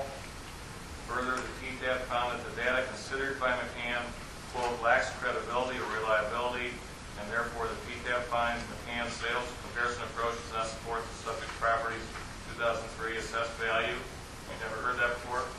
I don't think I have, but I can tell you that certainly I see up front that the basis of that was the Department of Justice order to divest those landfills, which was the reason why, as I recall there at the hearing, that there was a lot of issue as to whether or not those comparable sales were truly comparable. I had corroborated it in other ways, but since they were ordered by the Department of Justice as a divestiture, I think that is why the Property Tax Appeal Board must have viewed these to not be credible sales. And then And I'm going to object, this is completely irrelevant to his opinions concerning, You're the one that advanced him as qualified expert. and this doesn't in any way say he's not qualified. As a matter of fact, what it says is, prospective of finding, PTAB found that due to the compulsion created the Department of Justice order, the sales of landfills did not meet the definition of arm's length transaction. And thus PTAB cannot rely on those sales transactions. It has absolutely nothing to do with his testimony here, and as a matter of fact, it's highly misleading to suggest that somehow his opinions were thrown out for some credibility issue, and it actually had nothing to do with that. It had to do with the finding that there was not an arm's length transaction based on the Department of Justice order. You presented a resume that included him testifying here today, and he's been accepted, certified, or some of the words you used over. And then the appraiser on the other side of the issue was a man named Mr. Maine, correct? Manager. And again, looking at page 7, the very bottom, in summary, the PTAB found that Maine presented the more competent, professional, and logical testimony in support of his appraisal methodology, data used. Again, objection. How is that relevant to the testimony here today that some judicial finder found that the other expert was more relevant? I mean, you could go to hundreds of cases that experts have testified and do the exact same thing. This is highly misleading. Yes, you could, but Mr.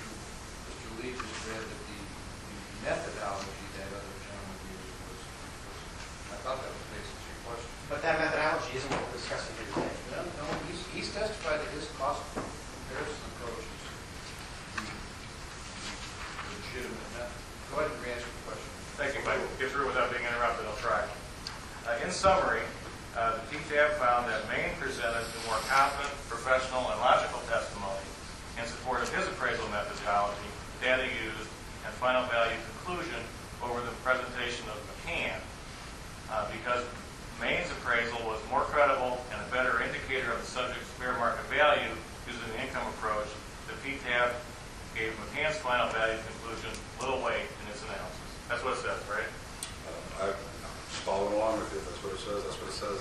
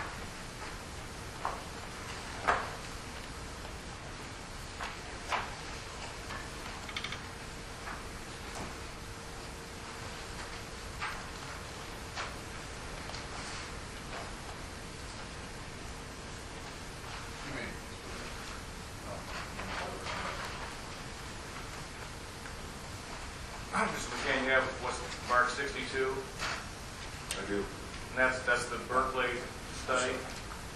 That's the home? I'm sorry, Council. And that's the home report you've been talking about, the Berkeley report? Yes, it is. And that this is a report you've relied on in the past, right? Well, I would say relied on, except for the parts of it that are actually reasonably accurate. And you've given us Mr. Holmes' quote of, well, what is the conclusion that was reached? Depends on where exactly you read it, but what it essentially says is a series of hoops as far as the added conclusions, because it says that their statistical analysis does not find a widespread, consistent, and statistically significant difference in values. What it goes on to say, this, however, does not exclude or the possibility of value impacts up close to turbines, where, but to the extent that there are already such examples, they're so infrequent and inconsistent as to not be statistically measurable. All right, so if we look at page Roman numeral 12, it's called base model results.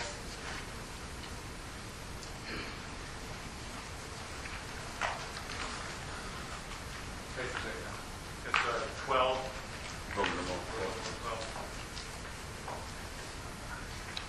And they talk about area stigma. And isn't it true they say to investigate area stigma, the model tests whether the sales prices of homes situated anywhere outside of 1 mile, inside 5 miles to the nearest wind facility are measurably different from the sales price of those homes located outside of 5 miles. No statistically significant differences in sales prices between those homes are found. Correct? Well, that's what it says, but they certainly excluded some sales that are entirely relevant to that very analysis, and those are listed or cited on the footnotes on page 14 of this report, footnote 27 to be specific, where they reveal the fact that they excluded a couple of properties that in Pennsylvania when developer bought out and then resold. They don't report what the loss was, but I've checked it out. In fact, of the 4 properties they bought out, 2 of them were resold at 80% to 36% losses. So not including that data, you might get that result. That's your opinion, they should have included that data? Absolutely. This author obviously thought otherwise. Yeah. Well, that's right. They thought otherwise. And then in regard to scenic vista stigma, nonetheless, when the model tests for whether homes with minor, moderate, substantial, or extreme views of wind turbines have measurably different sales prices, no statistically significant differences are apparent. Correct? Well, that's with a broad range of data that they can fit anything within that. That's exactly what they did. So, yes. And then if you look at page Roman numeral 16, they talk about an all sales model. And in fact, you've used this chart in reports of yours before, correct? I have. Right. And what it says is the temporal aspects model finds that homes located within 1 mile of where the wind turbines would eventually be located sold for depressed prices well before the wind facility was even announced or constructed. In all time periods following the commencement of wind facility construction, however, inflation-adjusted sales prices increased, not decreased, relative to pre-announcement levels, demonstrating no statistical evidence of a nuisance stigma. The results from the all sales model, and for that matter, the negative, albeit statistically insignificant coefficients inside the 1 mile base model, are therefore an indication of sales price levels that preceded wind facility announcement construction and that are not sustained after construction. Correct? I wasn't following along with you. If you're representing that that's what they state in the report, I'm not going to argue with you, but I do argue with their interpretation of those trend lines. But that's a trend line that's been found by others too, right? No, people have copied from one, yes, but no, that is not quite accurate because clearly if you look at the first trend line, which this is not in color, so other people can't necessarily follow, but that bottom line is the 1 mile line, and you can clearly between 2 and 4 years after construction, that the properties will drop off to over 5% of value loss. Now, I don't see how that translates into not being statistically significant. If you have a broad enough standard deviation as they do from using pooled data from 24 projects in 9 states, then you get wildly dissimilar prices. That's why it's important to look in the local market and use data that's relevant instead of data that broadens the horizon, so to speak, to the point where you really can't measure anything with any statistical significance. Well, that's what Ms. Hinman did in Exhibit 63, right? She looked at property values in Central Illinois, correct? 63? There we go. Well, that's what she purports to do in her really a master's thesis. Have you ever read the master's thesis? I have not. I guess I couldn't tell. Are you trying to denigrate her work because it's a master's thesis? Objection, argument. If you look at page 8 of 143, she talks about the location effects in her research. Okay? She has some opinions. And doesn't she say in there that additionally, the results show that property value impacts vary based on the different stages of wind farm development. These stages of wind farm development roughly correspond to the different levels of risk as perceived by local residents and potential home buyers. Some of the estimation results support the existence of wind farm anticipation stigma theory, meaning that property values may have diminished in anticipation of the wind farm after the wind farm project was approved by the McCann County Board. Wind farm anticipation stigma is likely due to the impact associated with the fear of the unknown, the general uncertainty surrounding a proposed wind farm project regarding the aesthetic impacts on the landscape, the actual noise impact from the wind turbines, and just how disruptive the wind farm will be. However, during the operational stage of the wind farm project, as surrounding property owners living close to the wind turbines acquired additional information on the aesthetic impacts on the landscape and actual noise impacts of the wind turbines to see if any of their concerns materialized, property values rebounded and soared higher in real terms than they were prior to wind farm approval. Correct? Well, it's technically not a complete recitation of what she says, because clearly in her report she also states that she cites a realtor, one realtor that she spoke with in the conduct of this study, the only real estate professional, mind you, that she was at all involved with in trying to understand real estate values. So this is another statistical study, but she does state that that realtor says that they believe there's no impact beyond 3 miles. She's opining. I understand you disagree. She also concludes that some results indicate wind farm anticipation stigma, but that the results neither support nor reject the existence of a wind farm nuisance stigma after the wind farm achieved commercial operation.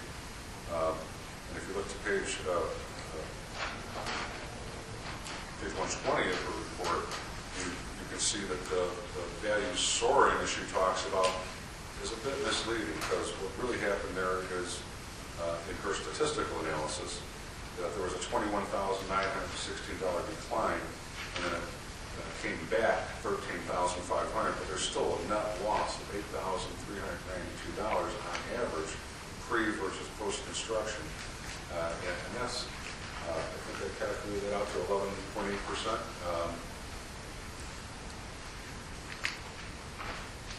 What else can I say? I don't know. The board will have to read the report and come to its own conclusion, I guess.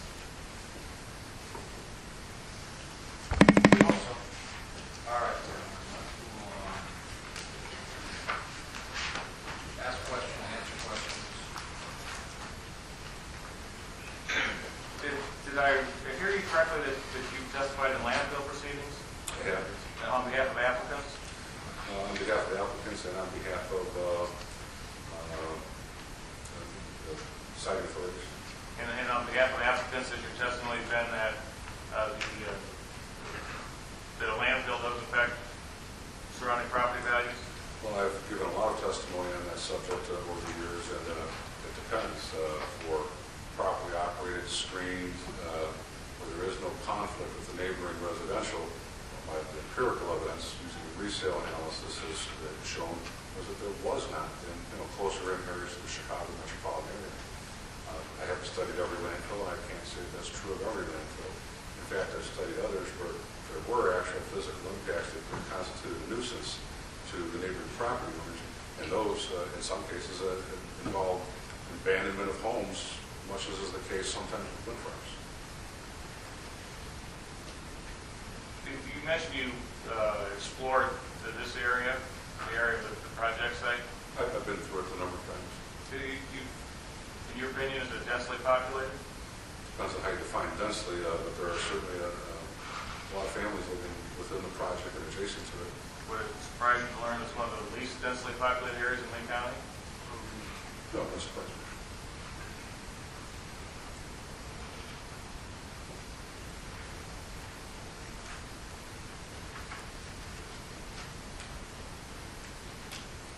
And I guess it was your testimony that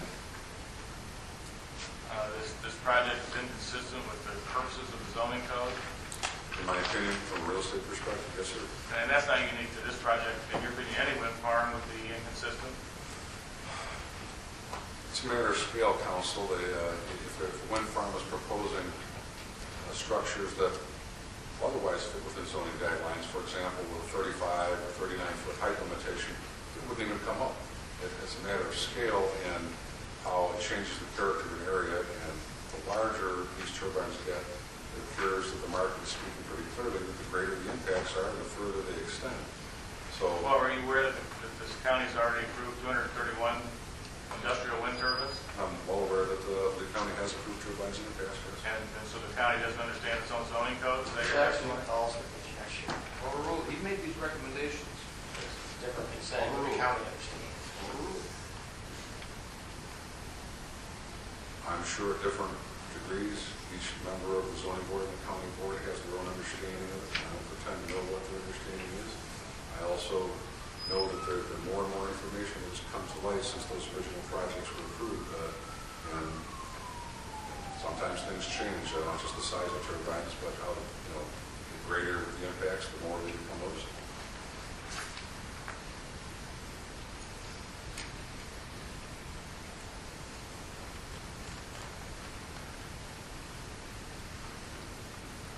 Obviously, I've not had a chance to go through all of your paired sales analysis. Well, I'll ask you about the one on your slide.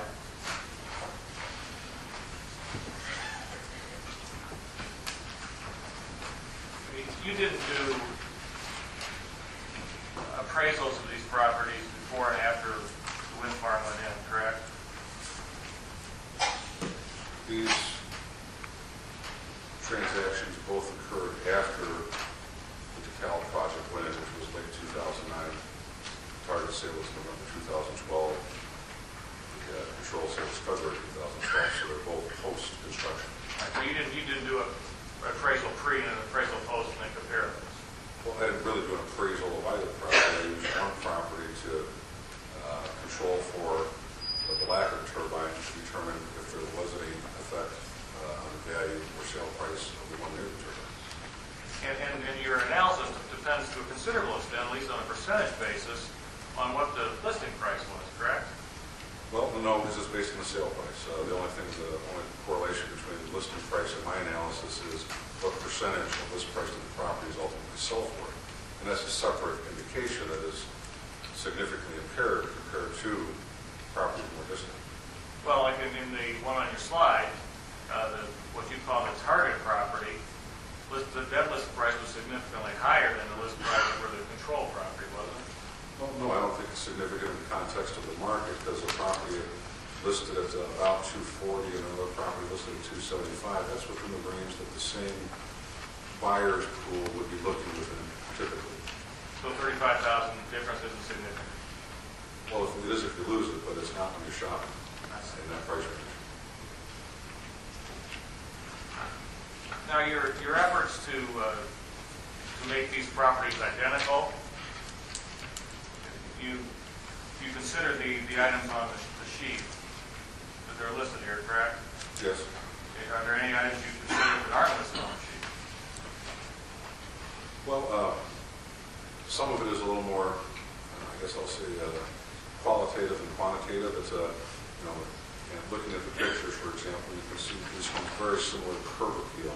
That's not something you can draw a line around and put an exact number on. It's more of a judgment call.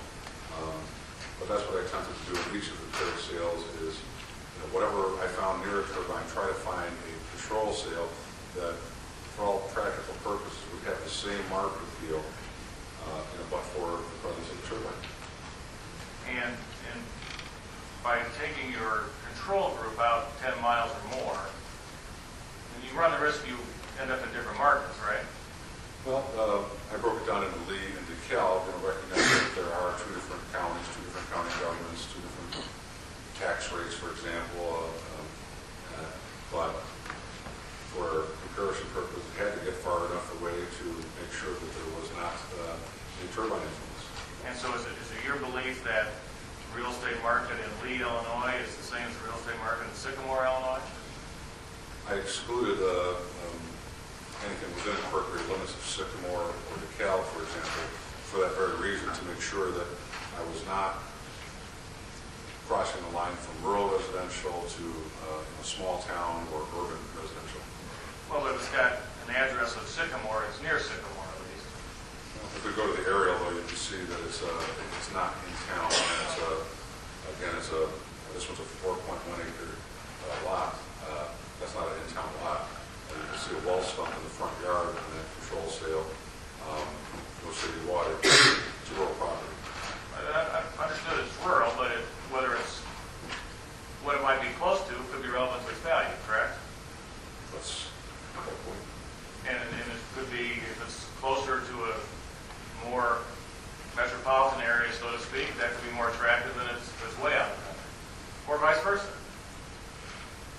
Anything's possible, but certainly when somebody's looking for rural property and they don't want to live in town, these two properties would have qualified as candidates for any buyer in that price range that's looking for a ranch on roughly 5 acres. And the 10 miles difference, you don't think that would matter to anybody? It could matter to certain individuals. So to the market in general, no. School systems, that make a difference? For some people, if they have school-aged children and they're more concerned, You didn't look at that? not specifically, no, I assume that Cal to be a pretty homogeneous school district or a series of school districts. I know there's some differences, some spend more, but I have not seen any demonstration in any of the work I was looking at that tells me that one school district property values are 50% higher or some other demonstrable difference in school districts. But you testified that you're trying to make these identical, but you didn't look at school districts. I think as near to identical as possible to take the major factors that are ascertainable and determine the differences. So they're not really identical. No two properties are identical. That's why appraisers need to make adjustments in any case. And neighborhoods are important. Sure. Proximity to healthcare is important. Can be. People's personal circumstances are important, where they work. Well, it can be, but if you're talking about value to an individual user, that's not market value, that's value of use, or other definitions of value. Market value, it's much more generic. How does it apply to the market in general?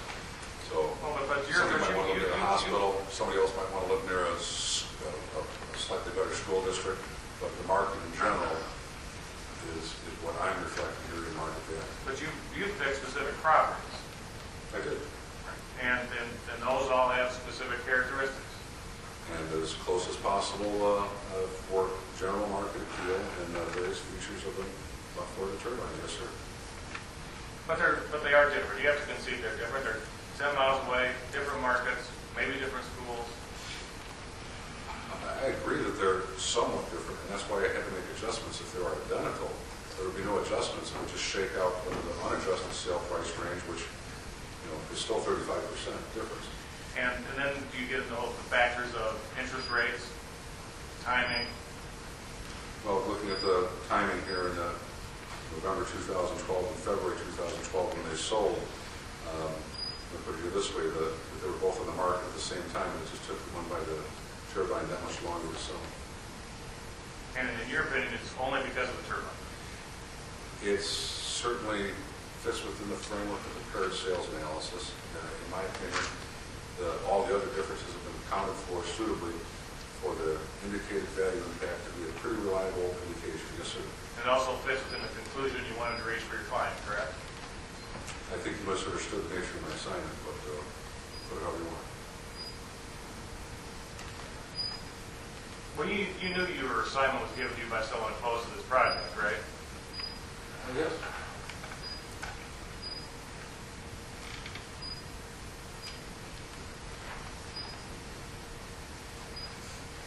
And the agricultural analysis,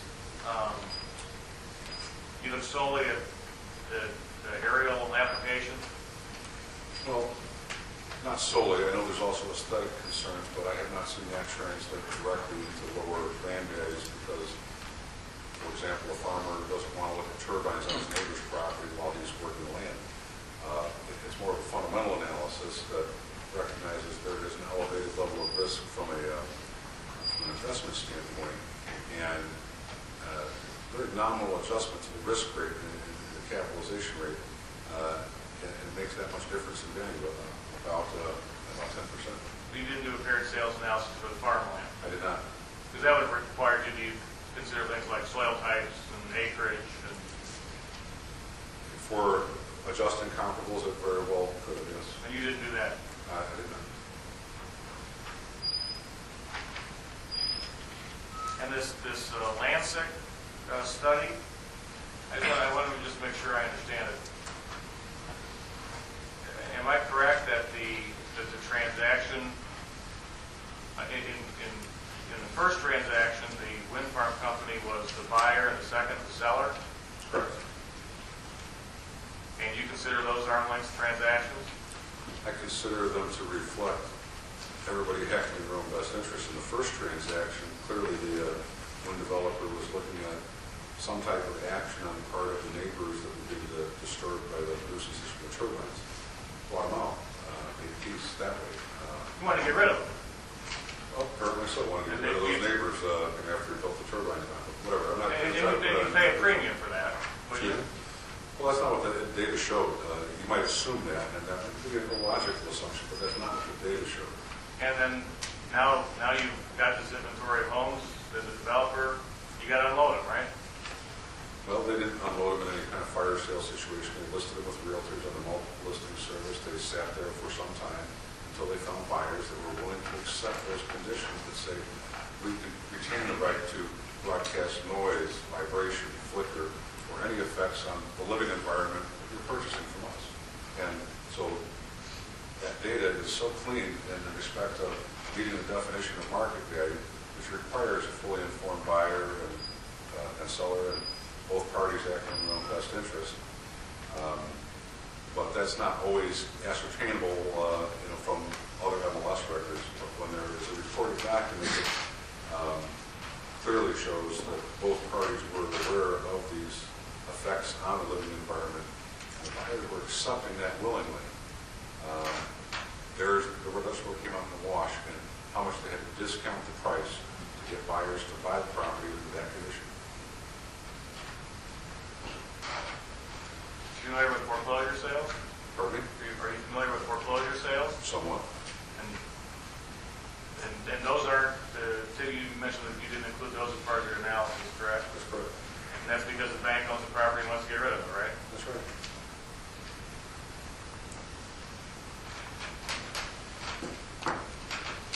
And again, I apologize. I haven't had a chance to really review your proposed real property value protection plan. But I guess I'm trying to understand the concept. What's the concept in terms of how it's supposed to work? Well, the overall concept is leaving people whole. I think that's a good Well, start. I have to ask that question. My question is procedurally. As I skim through this, I don't find any reference to when the property is sold. So this is not a value protection plan based on a sale of the property. Is that right? Well, I think there's a lot of ways it could take turns, but I did not write that particular plan. I've reviewed it. It's consistent with my recommendations on property value protection plans or property value guarantees. Do you know who did write it? Excuse me? Do you know who did write it? I believe it was written by Mr. Porter. And is there a sales component here? Because a lot of plans, I shouldn't say most, a lot of plans deal with the sale of the property, then at that point trying to make the owner whole. Well, I think it does certainly allow for people to sell their own home, and what I call it, using that as a measuring stick. The appraised value is the measuring stick, if you will. And then if they can't sell at that price, then they can elect to sell it to the developer anytime within 10 years.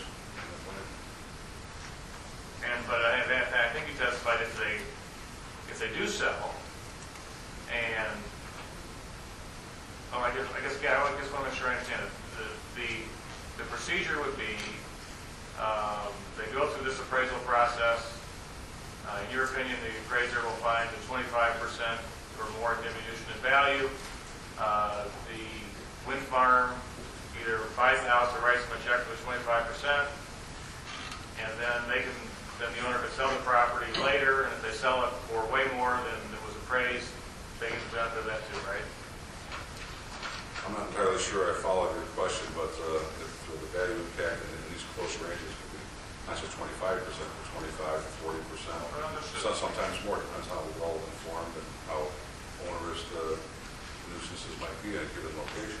But if it turns out that it doesn't turn out that way, if the property values actually go up,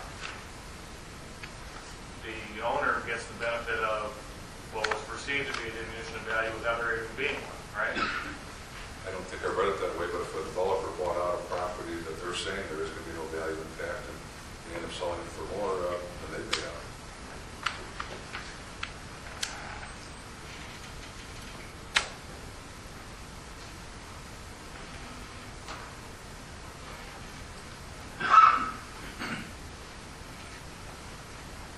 You ever seen a plan like this in place? Exactly like that one, not word for word, but yes, DeKalb has a plan in place. Like this? A property value protection plan that unfortunately the county doesn't administer it. They ignored some good recommendations, but there have been a couple of claims made against it. When I spoke with the plan commissioner, he made it clear that it was not something they administer, so he doesn't have access to Florida Power Rights confidential or next to confidential records.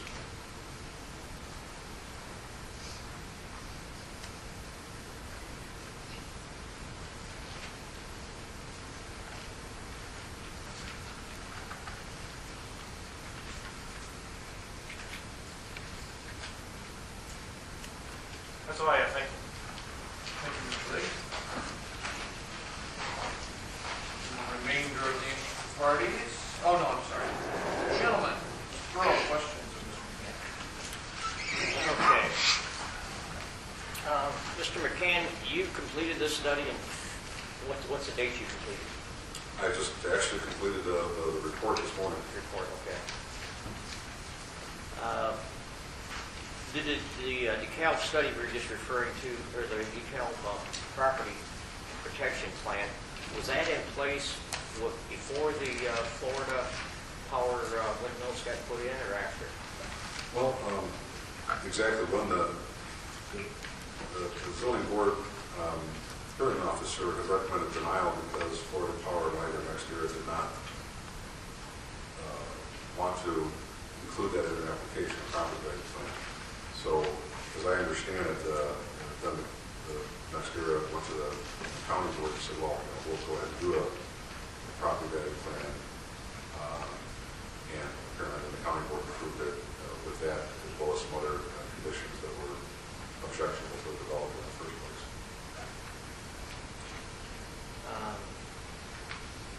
Did you find this appraisal of this report more difficult than your normal appraisals that you do on residential houses?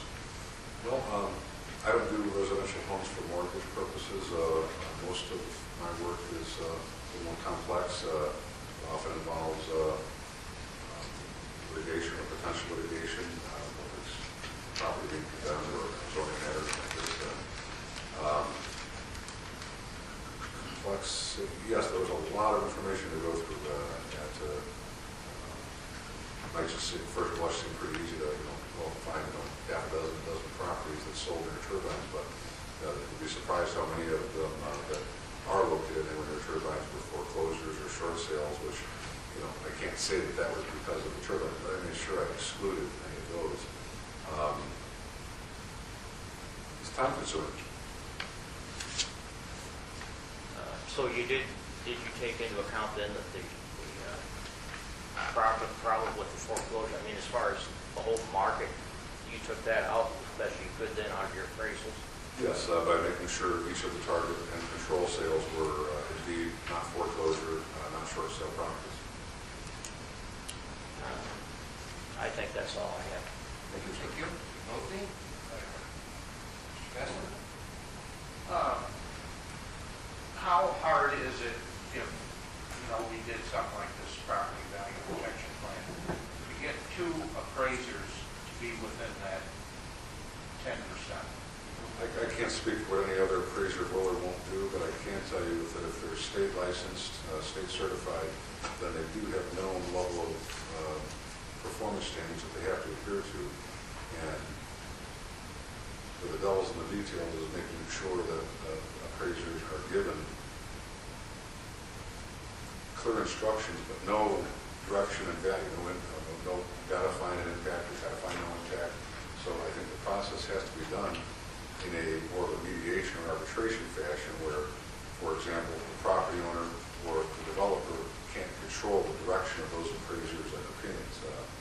I think I would also suggest, maybe it's just personal preference on my part, but that any appraiser be paid in advance so that there is no financial pressure that anybody could bring to bear on them to try to make a number or not make a number, as the case may be. Keep the process clean, and I think it's very doable. Okay. That's all I have. Brad? No question. No question. The remainder of interested parties, Pat Scully, Robin Eckerson. Oh, sorry. Okay. There you go. Question? Charles Cavalier?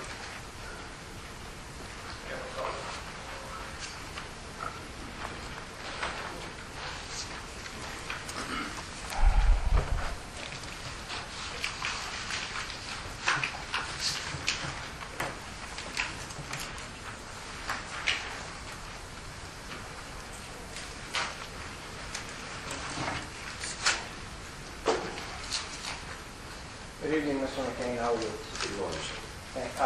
Good.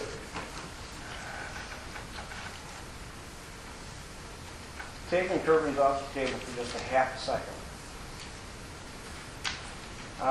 Do you think that there may be some people from Orland Park or maybe Schaumburg who may wish to be able to move into the fine communities of Lee, Paw, or other areas because they might appreciate the open skies, the lack of population, the small schools where you can get individualized attention, maybe more than staying in larger urban areas? I know of more than one example like that, and I've spoken with at least a couple of realtors who have described where a big part of the market for the farmsteads, the renovated farmhouses, the market was coming from the Chicago area, the suburbs, out, just to about 39 area, and looking for those charming little communities. And that's part of the reason that value is kind of higher, frankly, in the East community than in Western. But there's just more. There was more demand for those properties, but clearly, if you look at the days on the market, in close to the turbines, you can see that there is a. Just answer the question. I'm sorry.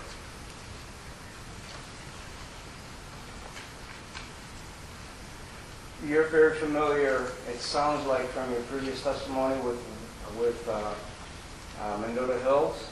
Reasonably familiar, yes. You're familiar with the DeKalb and somewhat Lee County portion of the Florida Light and Power. You've already testified on some of the effects that Mendota Hills has brought forth. Have you found anything unusual around the Lee County, DeKalb County area that might be unusual as far as the siting of some wind turbines regarding smaller properties? So regarding what? Smaller properties? I had the part before that, I didn't hear that.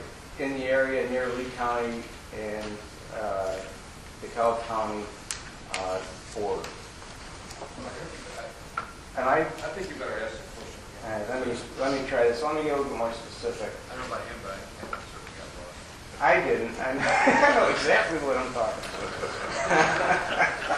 All right, there is an area, and I don't expect you to know the roads.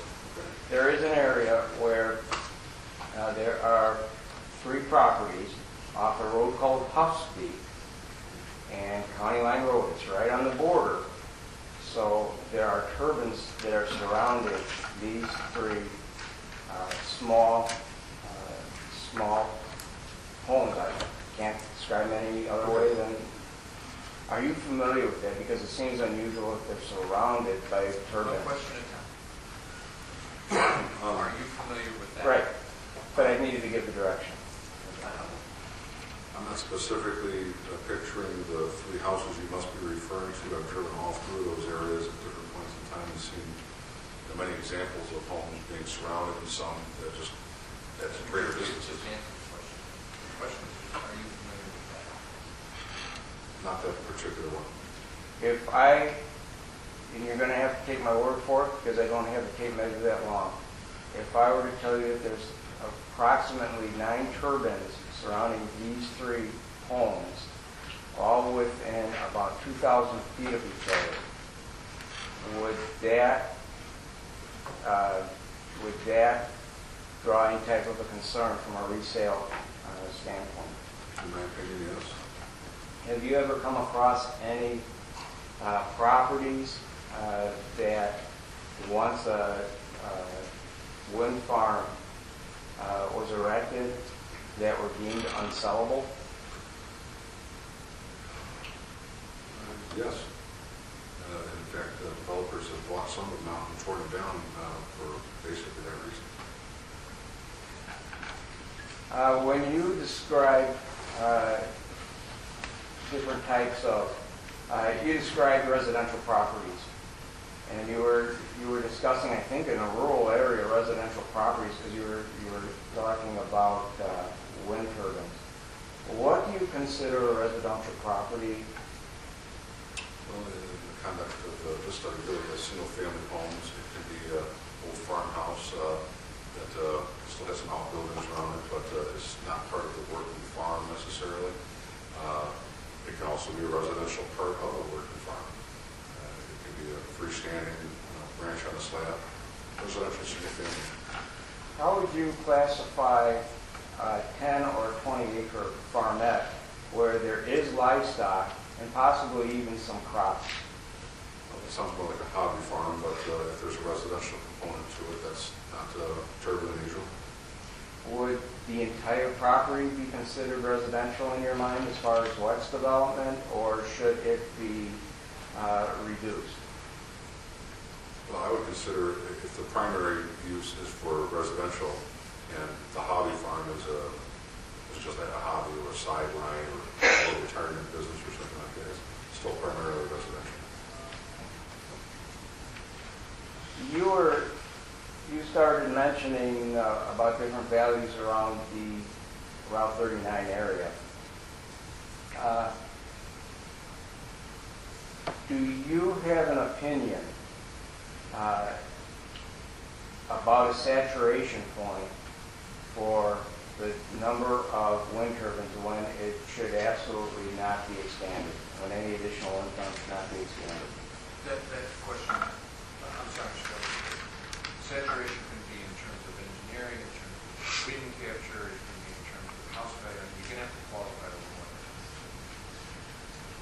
As far as land value, is there a point where the small residential farmettes, which are increasingly more and more popular in areas such as these, I think you would agree with that, that they're, that saturation of wind turbines makes that value less appealing? I'm not sure I asked that quite right. I'm trying to find out if there is a saturation, 2 or 3 wind turbines probably, I think everyone's agreeing, is relatively benign. However, larger farms, wind farms, is there a point when it's just not attractive to small permit type buyers? I think the best way I can answer that is that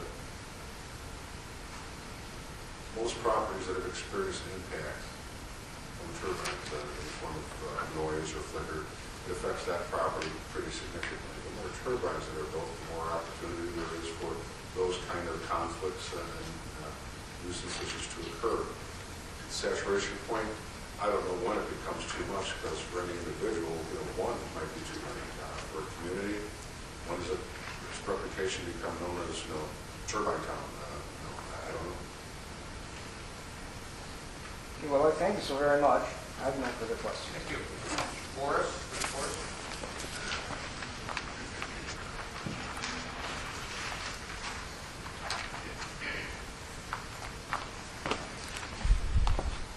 McCann? Have you heard the term or expression that the greatest asset of many citizens is their home? I've heard it said many times. That's where most people's wealth is tied up into their homes. So if we follow that and say the value of a home may be diminished in value by 25 to 40%, is it quite likely that might be devastating to that homeowner and or cause him to lose his home and or go into bankruptcy? I don't know that I can answer that generically. There are certainly some circumstances where that those kind of effects could follow, but I would only look that far if it was an individual case that I was looking at, but on a broader scale, potential exists. Is it true that property value surveys and statistics only rely on sales transactions? And it would therefore exclude abandoned properties, even if it is caused by wind turbines in close proximity. I think I understand your question. Yes, even my own study did not pick up any homes that may have gone into foreclosure because people were upside down in their mortgages but living near a turbine. But without the ability to ascertain that that is the reason, I just excluded any foreclosure or short sale.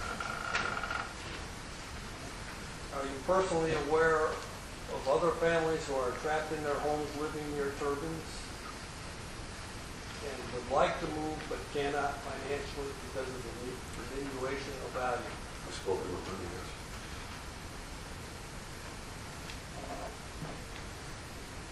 You have 500-foot turbines encircled a municipality, relatively small.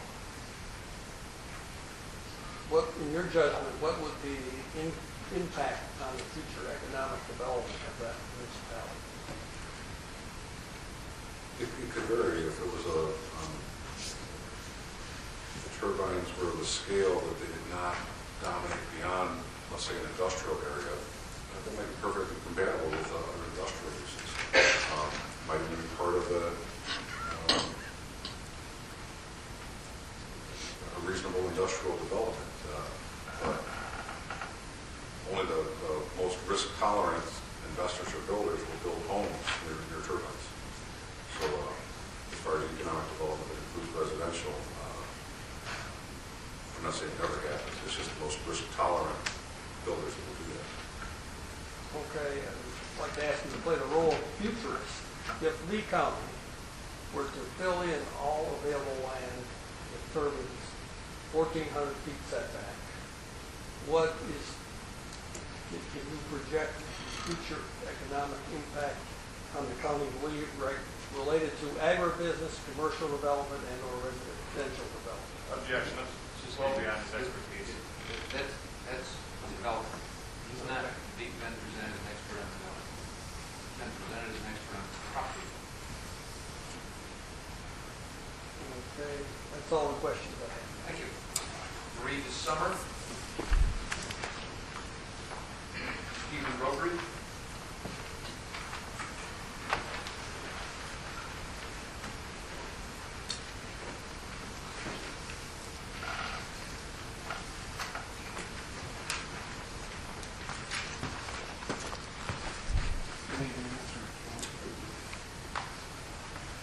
If someone was trying to make a real estate valuation based on interviewing tax assessors, does the fact that the tax assessor hasn't reduced the assessed value necessarily indicate that the market value has not been reduced? No, it doesn't.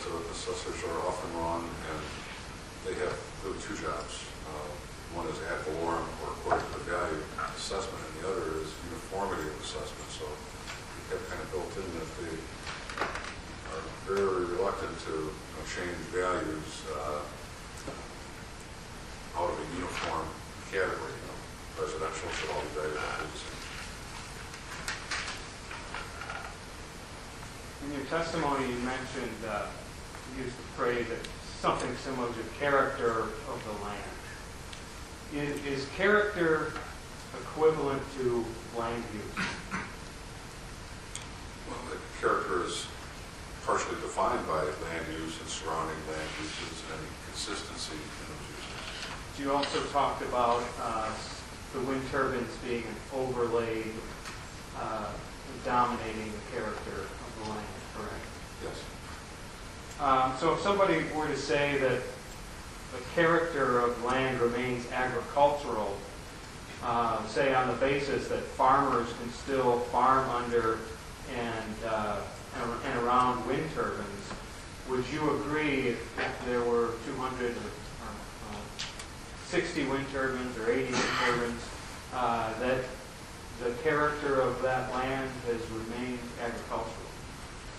Well, the use might remain agricultural, but I would define it as agricultural with an industrial overlay. But that's only addressing the agricultural.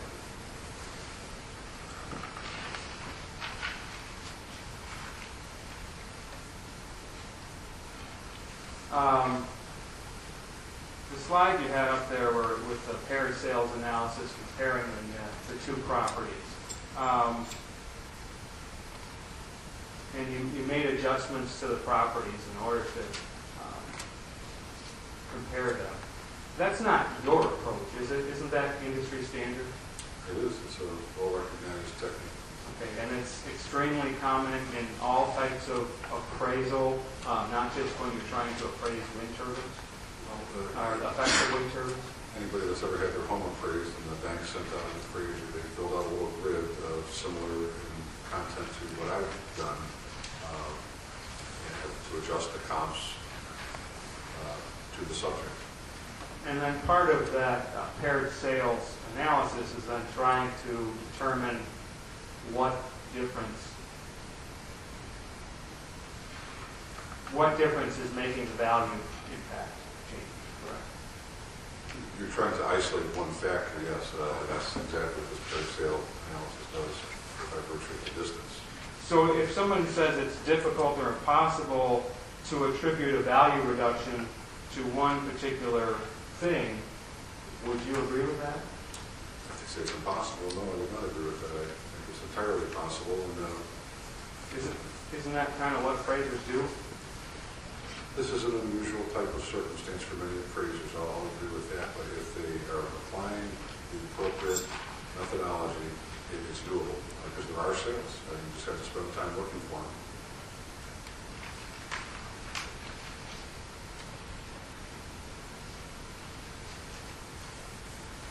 Do you still have the home report in front of you? Yes. looking on page 35 of that particular report. And not being a real estate professional myself, I'm curious as to your opinion or thoughts regarding table 11 at the top of the page. And you had characterized, I believe, you made a statement that the home report kind of used a broad brush approach. And I'm looking at this table, and I see, and this table is looking at the characteristics of the views of the turbine, anywhere from no view to extreme view, and then it's also looking, and that's the on the y-axis, vertical on the left, and then across the top it's also looking at distance of the turbine. And I'd be curious if you have an opinion as to the conclusion of this report, given the fact that if you look at all this, the locations of the homes between 1 to 3 miles, 3 and 5 miles, and 5 miles out, that if you add the numbers at the bottom of the chart, 2019, 1,923, and 870, that's some 4,800 sales of the total 4,937 sales. That's a question, but I don't know what was the question. Yeah, sorry. It started with, do you have an opinion? Do you have an opinion? Can you provide an opinion on that chart with respect to the conclusion of the report? Well, I just want to point out that in the lower left corner of that chart, you can see there's only 28 sales with a extreme view and 11 with a substantial view. And this is out of actually a total of 7,500 sales that they claim makes the study robust. But in my opinion, the statistical analysis is, first of all, creates too broad of a standard deviation for it to be reliable from a real estate perspective. It might be fine from a statistical analysis, training technique, but with 28 sales at the extreme view, those are exactly the sales that should have been compared to others within the same communities, not across the country, but in the same general communities. So I don't think it provides a reliable indication.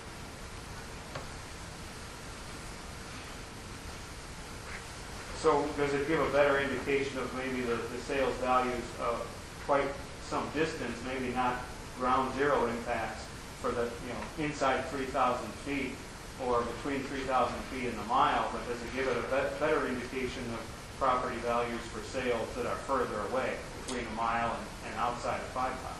Well, there's one chart in there. Could you put up that?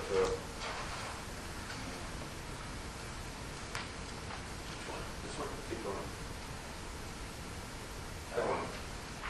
You can see on that chart that the center column is the reference category. And here when you have property views or vistas that are above average or premium, on the far right side you can see that there is a significant increase above average value. And on the left side you can see that when you have four vistas, and this is all determined from the Berkeley study, by the way, I didn't prove this for him. But it clearly shows that there's about a 30% or more swing between a premium vista and a poor vista. The poor vistas for residential property can include dominating industrial uses in their views, unnatural features, things like that. The premium vistas are, lake and mountain views, things that people find serene and enjoyable and pay a premium for. Their own study found that when the views are premium, there's a premium value. When the views are impaired, that the values are lower. They just use it differently than how I see that chart. But it clearly shows they claim to a very high degree of statistical significance that the views, in fact, have a lot to do with value. And this is no secret in the real estate community. And then you interpret this chart to say that, I'm looking at the far right-hand column, that 4,207 of the sales out of a total of 4,937 did not have a view of the turbines. Right.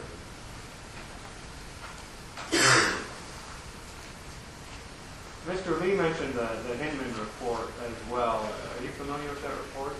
Further familiar with this? And are you aware that the author of the report was a student of Dr. David Loomis, who was from Illinois State University, and he's the head of the Illinois Wind Working Group?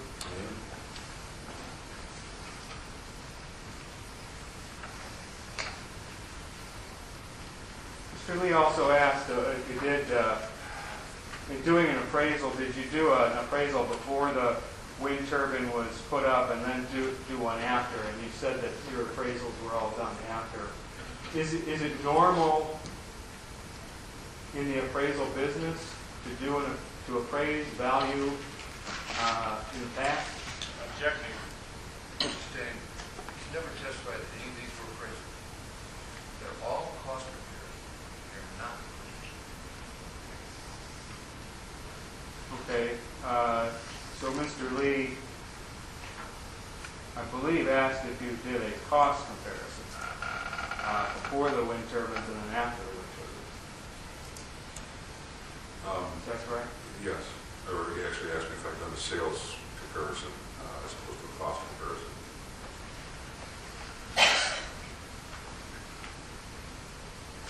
And is it normal in the appraisal business to do a sales comparison in the past? With enough reliable information, a retrospective value opinion can be developed, but that isn't necessarily the most appropriate or most revealing method. And the further back in time you go, the more speculative you might be getting. So just looking at current sales that are near and far eliminates the need for tracking something into ancient history. And another way of looking at it is sale and reset. You can tell what the value change or direction has been. That's all the questions I have. Thanks. Logan?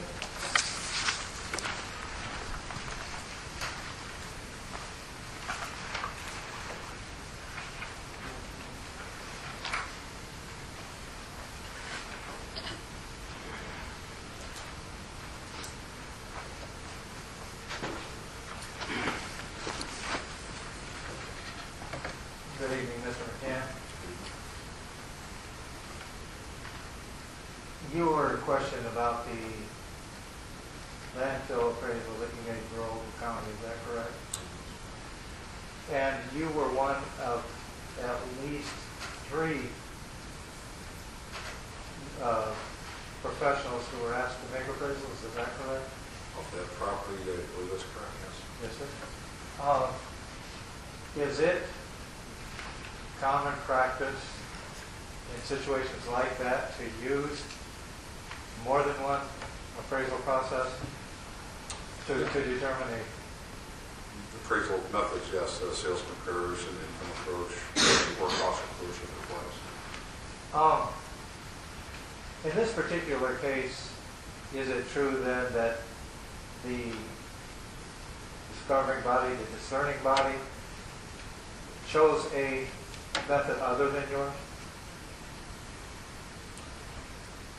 If I understood and what he said and what I recall from a fairly lengthy hearing on the value of that property,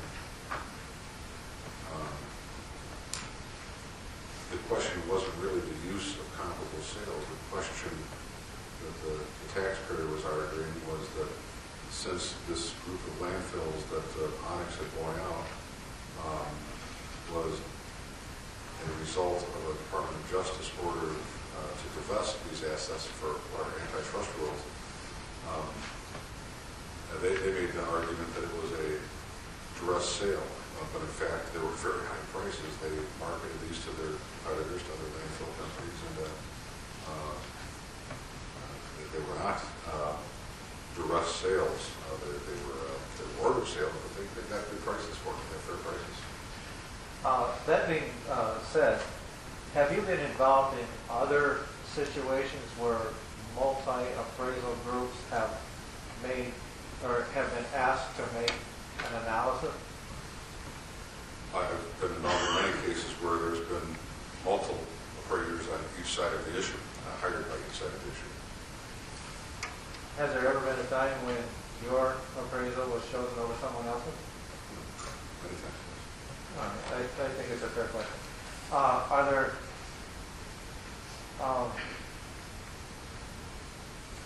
have any of the wind developers asked your group to perform a cost analysis of their proposal for comparative purposes? If does any wind developer ask me to do a impact evaluation or study the property value? Yes, sir. No.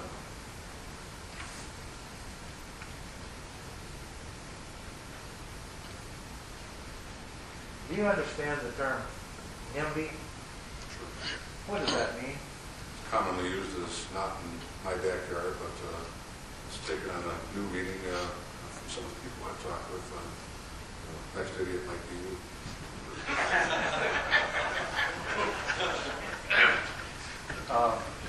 That wasn't the answer I was asking for. I'm sorry. That's the question. I understand. I think that's what we answered. Wise lawyers always say, if you don't know the answer to the question, don't ask it. Okay. With that in mind, not in my backyard, what characteristics of a wind turbine makes it undesirable for not in my backyard? The scale is, from an aesthetic standpoint, the starting point takes over the viewscape, if you will. Noise, there's a very common complaint. Sleep disturbances, a common complaint. Flashing FAA lights all night long, ruining the night sky as far as star watching and that kind of thing is another common complaint. Vibration effects is a common complaint, day or night. Inability to sell their property is a pretty common complaint. All right. Now, with what you said there, does the reduction in potential buyers have an effect on the likely sale of a property? Or the cost value of the property? You may be able to sell it, but the cost value? Well, sure. The supply and demand is working in the real estate market as in any market.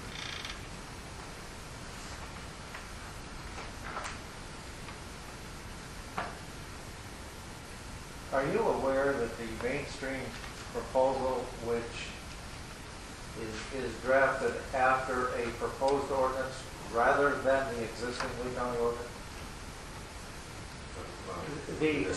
The application, have you had an opportunity to review the application? Yes. Are you aware that the application sets many conditions based on a proposed ordinance that was never adopted,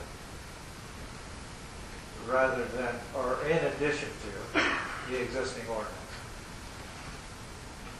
Are you aware that they're using a proposed ordinance rather than the existing ordinance for many of their...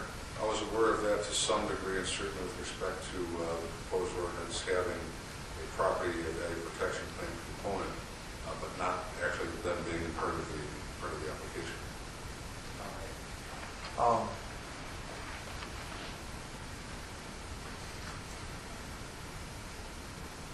Would it surprise you to know that the reason that proposed ordinance carried so much weight was because it was nearly universally accepted that the original ordinance was outdated?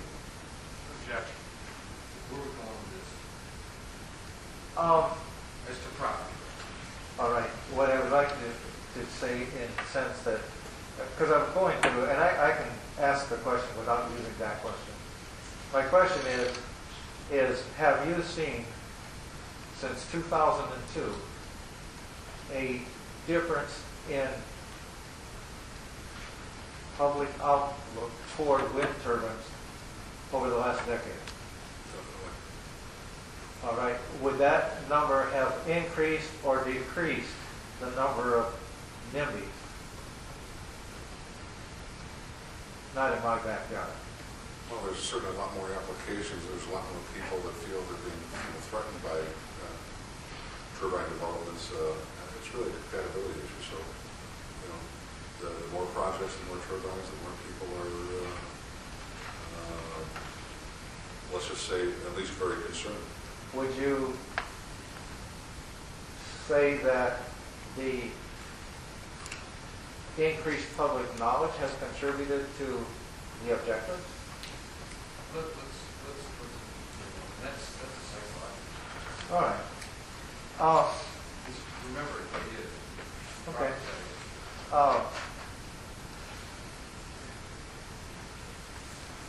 Does an increase in the number of turbines surrounding a single home contribute to a more substantial impact, negative impact on the property value? I believe there is some evidence to indicate that, but not just proximity, but the number that are in close proximity can have that effect. But it's not absolutely uniform. But it does create more potential for multiple nuisance sources. You've addressed the issue concerning the property values agreement.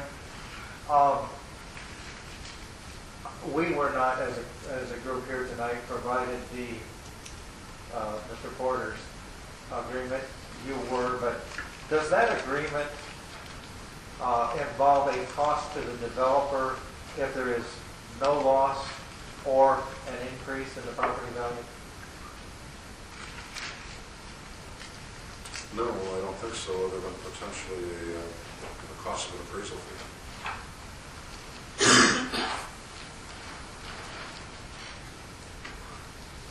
In your involvement with wind energy and your seminars and things you participated in, have you ever found a trend toward people desiring to buy property because it has a wind turbine on it? No, I have not run into that type of evidence. If you're talking about residential property. I'm talking about residential property. No, it's just not the tourist attraction that it's often touted. Just a couple of other questions. Over the past 4 years, have residential properties in general decreased or increased? Over the last 4 years, in general, properties values have decreased. Over the past 4 years, have commercial or industrial values generally increased or decreased? It really depends on the type of commercial property. But in general, there's been a decrease. Okay. Would it surprise you to find that of all those 3 types of properties that I mentioned that have been reduced? Well, first of all, let me ask you the question. With a decrease factor, what amount of decrease would you, from a professional standpoint, suggest that has occurred over the last 4 years, 2008 till now? First for residential, what percentage of reduction would you say? It's varied from probably 15% to 40% if you go out to some areas with a high number of foreclosures, and like in California or Las Vegas, maybe as much as 60%. On industrial or commercial properties, what type of comparative loss would you suggest has taken place? Again, it varies, and location has a lot to do with it, of course, quality of the property. But I'd say in general, something that is not guaranteed by high-quality tenants with a really deep pocket, as far as the rental income, the values have dropped about 30%. Would it surprise you that the values of all those types of properties have not been reduced by such proportions, but in fact have been raised during the past 4 years by assessors in Lee County? No, it would surprise me. I get a lot of calls for just those kind of reasons, not from Lee County. But, you mentioned 2 duties of a county assessor. One of them was to, I think, establish uniformity in the price values. What was the other one? according to the value ad valorem assessment. All right. is an additional burden falling upon assessed, or does that include the necessity to protect the financial basis of the county? I guess I can't speak for any particular assessment. All right, that's my question. Thank you. Elizabeth Hartman? I have no questions. Thank you. Catherine Geiger? I have no questions. Dave Curtis? Sorry, I just didn't hear. No? No. Kendall Geiger?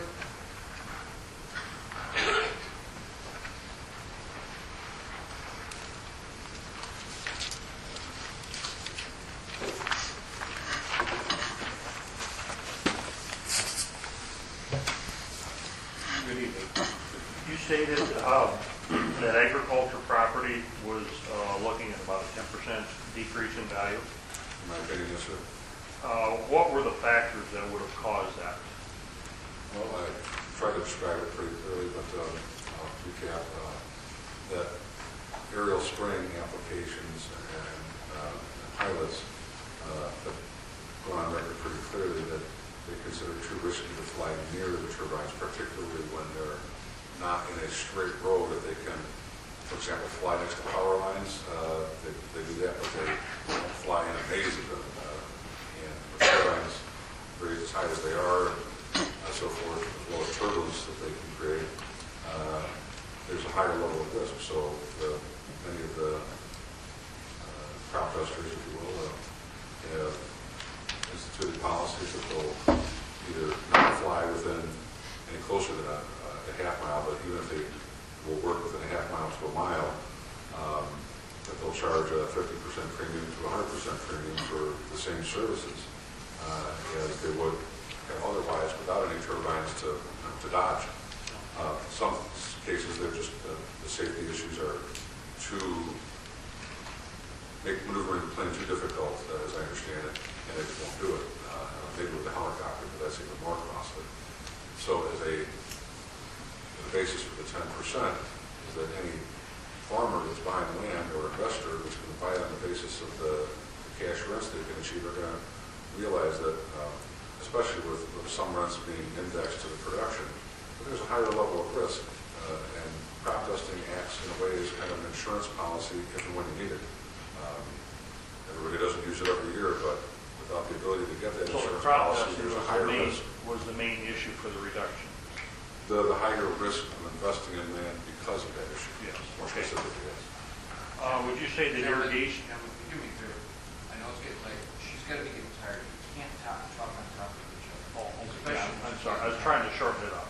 That's why I did that. Sorry. I understand. I'm just, Okay. after about 3 hours, she's got to be tired and talk with her. Do irrigation systems add value to ag property? Generally speaking, yes. Would there be a substantial loss potential then if property could not have an irrigator put on because of the wind turbine system? Potentially, yes. Okay, thank you. Thank you, Mr. Dean Gelden? No questions. Nancy Timball?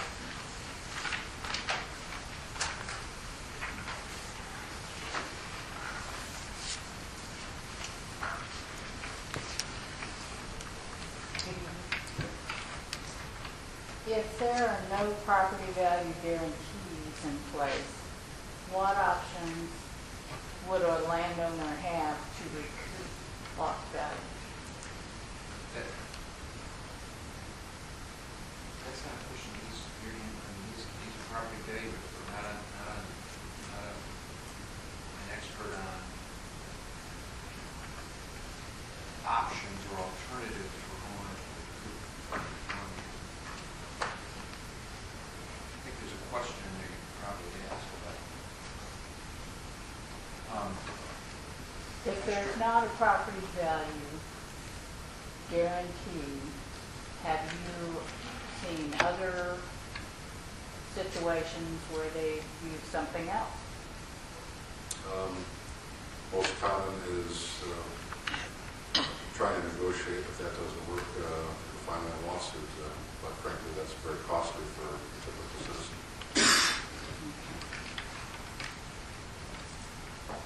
would a possible property value impact for agricultural land be the inability to sell 5-acre plots to city folks to build houses on?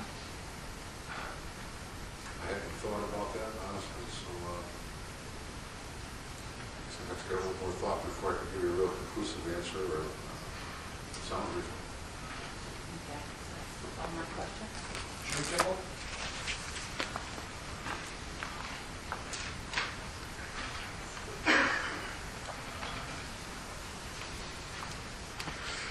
Hi, Mr. McCann. You stated that for your cost comparisons, you measured from the property line. May I ask why you used that criteria? Well, that's where the ownership begins and ends of that particular property, and as opposed to at the foundation.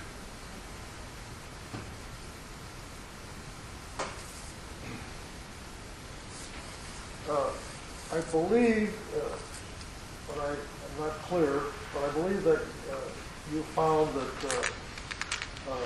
deeper loss of property value is caused by taller turbines located at the same setback distance. Am I correct? Might be a slight misunderstanding of what I said. What I did indicate is that I felt that the closer proximity of the turbines on average in the Gal part of the paired sales study was the primary reason, but it could also be that they are the larger, newer generation of turbines than the older ones, somewhat over the Mendoza Hills project. So you are saying that you believe that the additional height is a factor, an intensifying factor. I think that's a fair way of putting this.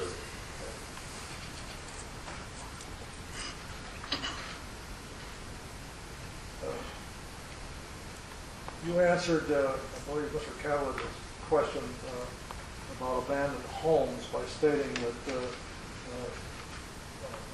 homes abandoned near wind projects have been torn down by developers. In your experience, have you encountered cases where abandoned homes have been sold and re-inhabited Well, in those conditions? part of that could swing on how you define the term abandoned. If people are leaving because of turbines, whether they actually just packed up the truck and left, that's one form of abandonment. Another that is they moved out of a house that they didn't want to move out of. No, I'm talking about leaving because of turbines, health problems. Okay. And then, so your question again was? Have you, in your experience, you gave an example of, I believe it was leaving homes because of turbines where developers have come in and just torn the homes down. Have you, in your experience, seen the opposite case where such homes abandoned because of wind turbines but were eventually sold and re-inhabited?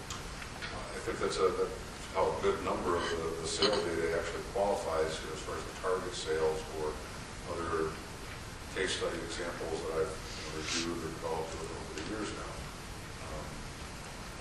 But when the properties do resell, they tend to be at pretty significant discounts. Have you ever done a cost comparison between a home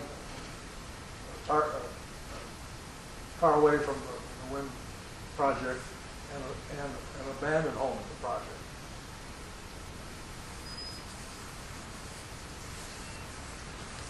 You'd have to. I'm trying to think of it. Oops. Trying to think if any of these in here were vacant at the time they sold, and if that could qualify as an abandoned home. And yes, there are some that were vacant in the target sale data, and some that were vacant in the control sale data too. So it's not every home is lived in right up to the point of sale.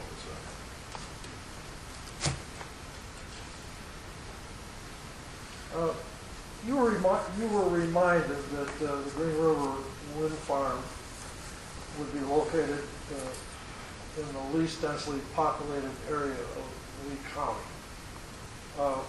Isn't it true, though, that turbine density, not population density, it's turbine density, not population density that drives turbine nuisances? Well, from the real estate perspective, yes, it's whether you're trying to develop a series of turbines in a rural area with one home per 40 acres on the average, or in Cape Cod with the Ash Channel, all these little Cape Cod towns, trend out there too. It's the more people there are, the more people are likely to be impacted. But certainly anybody's property rights are roughly similar whether you're living in a rural area or a suburban area or an urban area. You testified that wind farms have bought homes back from families having major wind farm nuisance complaints. I believe that was the Lancet study. Is that correct? Are not such transactions credible proof that wind turbines can seriously reduce property values?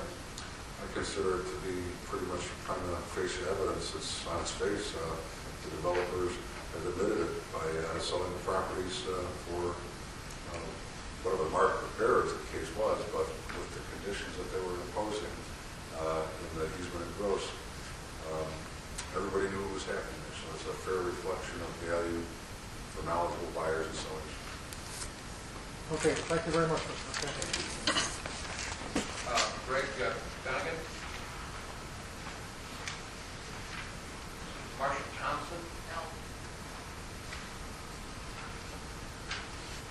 Mark Wagner?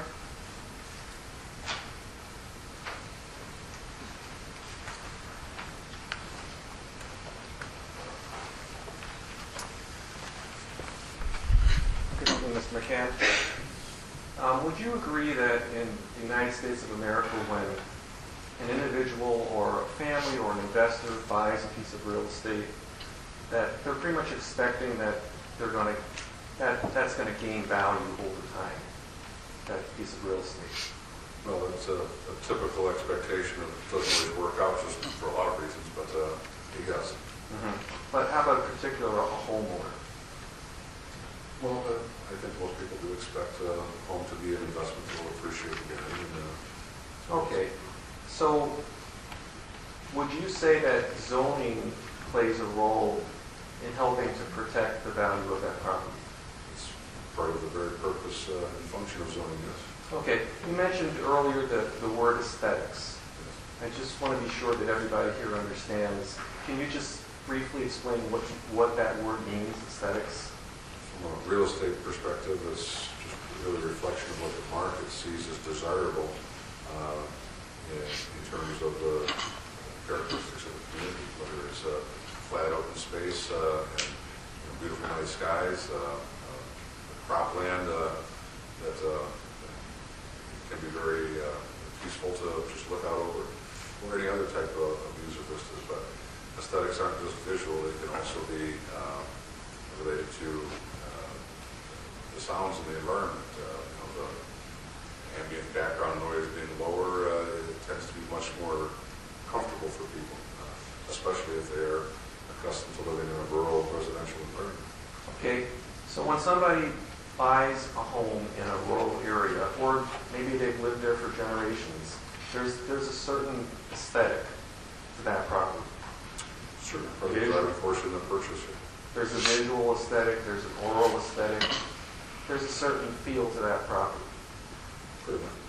When wind turbines come into the neighborhood, would you say, and I'm talking about the industrial type wind turbine, would you say the aesthetic of the property has changed?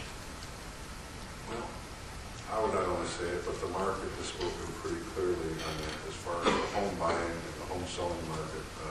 It's spoken pretty clearly on it. Not absolutely every person, mind you, but a significant enough part of the market that it has had the effect of driving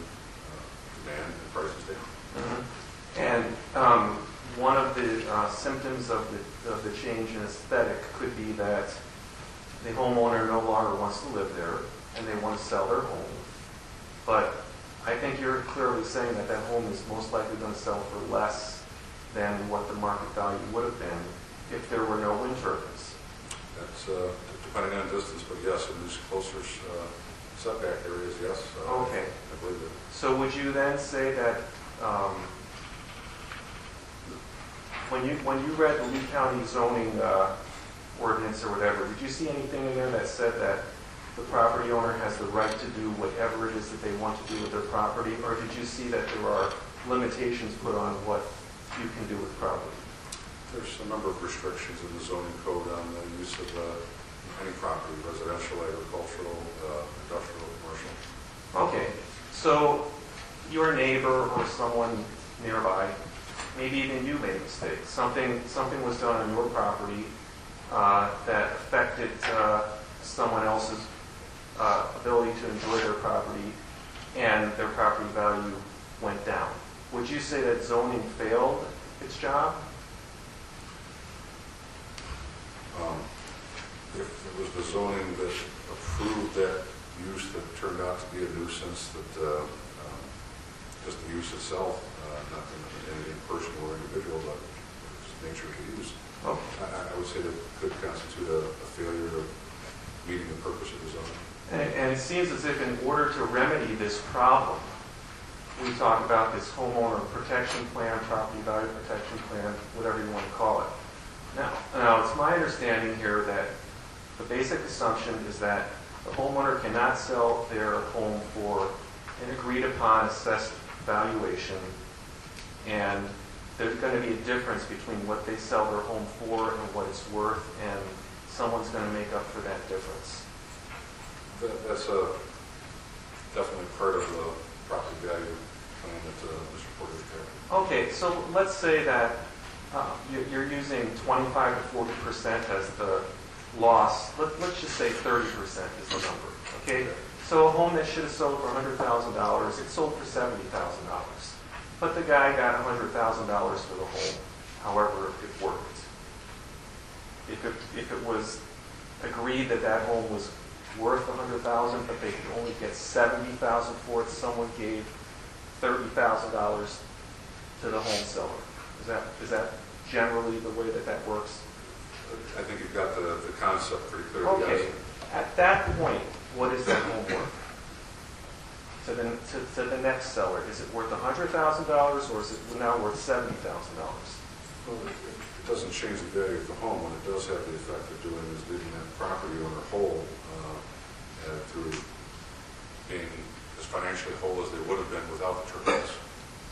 Well, I'm talking about the new buyer, Usually, not the seller. I understand, but usually the sale price of a property, with full knowledge on both parties, is the no dress of anybody to buy or sell is going to best represent market value of that property. It's not always the case, but it's usually the case. Okay. When that new buyer turns around and decides to sell their home, for whatever reason, is that home worth the $70,000 that they paid for it, or is it worth the $100,000 difference? I don't see how the $30,000 difference would attach to the property value if all the owner was willing to pay, or the buyer was willing to pay was $70,000, and that's the highest price that can be obtained. That seems to set the value under the scenario you're describing. So in essence, the homes have lost property value. That homeowner protection program was good for the first group of people that lived on the land, but now the people who come after that actually have homes that are worth less than what the initial group paid for it. There's a loss in property value. Wouldn't there be? I think I understand what you're saying, but I think you're might be missing the point that if somebody moves into an area with the turbines existing, if they're going in there with their eyes open, presumably. Well, sure. If they're getting the property for a 30% discount from what it would have otherwise been worth, then they're getting a bargain price, but the trade-off is living among turbines. But in the future, when they sell that home, even if it's just a year later, can we expect that they're going to sell that for the $70,000 that they paid for it? I don't know. You don't know. Okay. If they did sell it for the $70,000, would there then not be a reduction in the tax base for the county? As I understand it, it might lower the assessed valuation of the tax base, but the tax rates are going to really control what taxes are collected. So changing the value of one property relative to the others, this property owner might get a smaller tax bill, but the same amount of taxes is going to be collected because of the levies by the various taxing bodies. So somebody else might pick up the difference? Yes. Okay. So would you say, have you seen any studies that show this phenomenon that I'm talking about? I mean, let's put it this way. If wind turbines are supposed to bring in additional tax revenue for the county, which is generally why they get approved, but there is this future phenomenon where property values can be diminished and less tax can be collected. Have you seen any studies that show the offset of that? I have not seen a comprehensive study. I've seen some partially developed studies. I know there's a couple underway, but I don't have anything conclusive yet to show that one way or the other. Okay, thank you. Good. Thomas Kevin? David Eckerson? No. Jose Ware? Karen Kinney? Julie Van-Laar? Brian Van-Laar?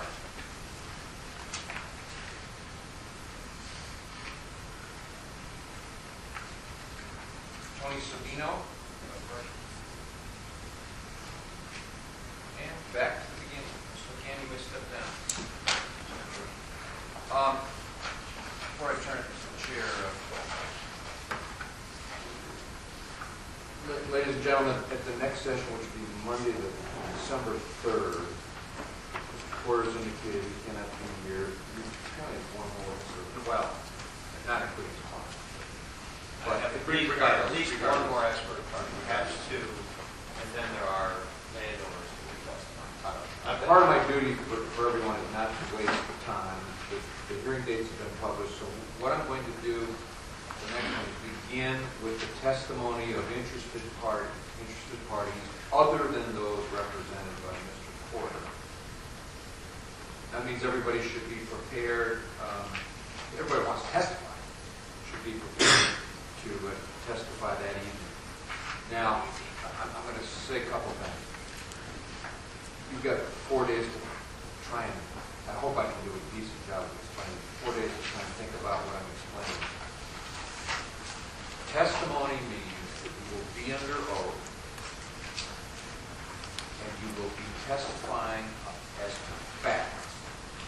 If you want to testify, obviously you would be invited to do so, but I do want to distinguish testifying from giving a closing argument. If you make a statement such as, I think, or it's my opinion, or you look at these gentlemen and say, I think you ought to, or I think you should, that's closing argument, which there will be a time that comes for that. Facts are things you can touch, feel, see, hear. Those are, when you testify, those are what you're testifying about. I certainly wouldn't presume to tell anybody here that their testimony is really argument, because I haven't heard what you have to say. But please be cognizant that there will be a time for you to make an argument, to pour out your hearts and tell these gentlemen what you think they ought to do. And then what's coming up is the time to testify about facts, things that you know, touch, feel, observe, hear, see. I'm trying to give an example. One of, and I don't want to use any names, but one of the one of the interested parties has asked about the difference between testifying and giving a closing argument. He or she wanted to show, or was going to show, some kind of video or slideshow about a day in their life. That's fine. That's testing. This is what I do every day. I get up in the morning and I do this. Those are facts. That's great testimony. However, to then turn around and say to the board, and because of these things, I don't want a wind turbine in my backyard. That's an argument. And that person will certainly be allowed to testify how they spend their day and where their house is and so forth.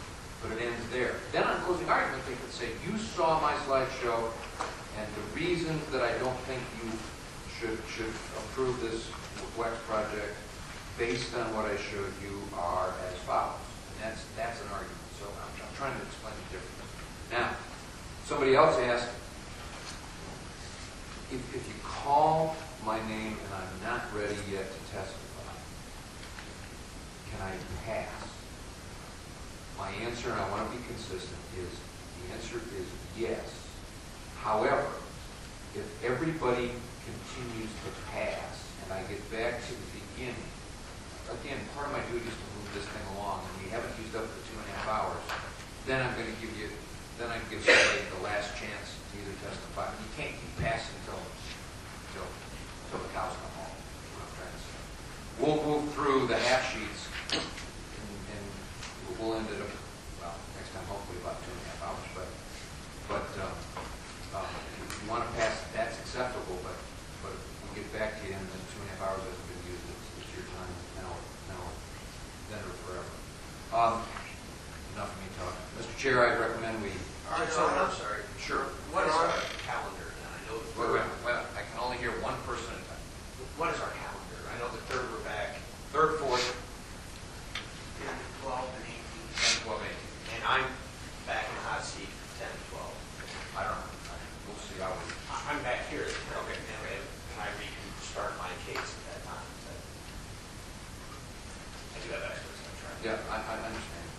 I don't know how far we'll get with some of these folks, and I don't want to come off in the middle. Would you But mind yes. making a record on the 4th so that I'll know? I mean, I'll find out what you say. Sure. Or you can. It's not like ex parte back in the courtroom where you just call. All right, I will. And we'll call Mr. Lee too. Mr. Joe. Your Honor, usually at the end of going through the sign-ups, you ask if there's anybody else. Yes, I did. Yes, I do, and I didn't tonight, did I? Thank you. Anybody have any questions of Mr. McCann that were not on the half sheet? I only had a couple. Go ahead. Absolutely, Mr. Kelly. Mr. McCann?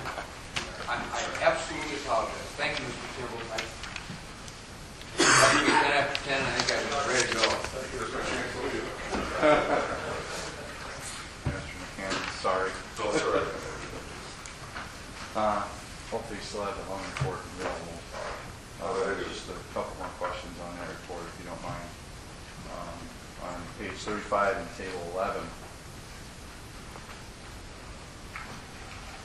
is it a correct interpretation of that table that only 67 of the 4,937 sales were within 3,000 feet of the nearest turbine? Yes.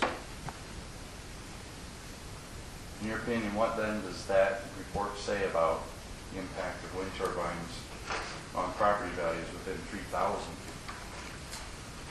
Well, I think I see what you're getting at, that there's very few sales near turbines. What it also says is they're trying to draw their conclusions based primarily on a large volume of sales that would be irrelevant to the ones that are nearby. Thank you. Anybody else besides Mr. Kelly? I apologize again. Raise your hand and I'll call him. All right. Mr. Chair, I recommend item 7. Oh. I did have one question. For testimony, if we need to present paperwork, is it 8 copies? It's 8 copies. Actually, I'll be honest. The 8 copies is the rule, so that's the rule. I will will tell you as a courtesy, I'm finding that 9 is a little better by the time we spread them out, but I'm not going to rule things. And I very much appreciate that as well. Do we have a motion to continue the hearing? So moved.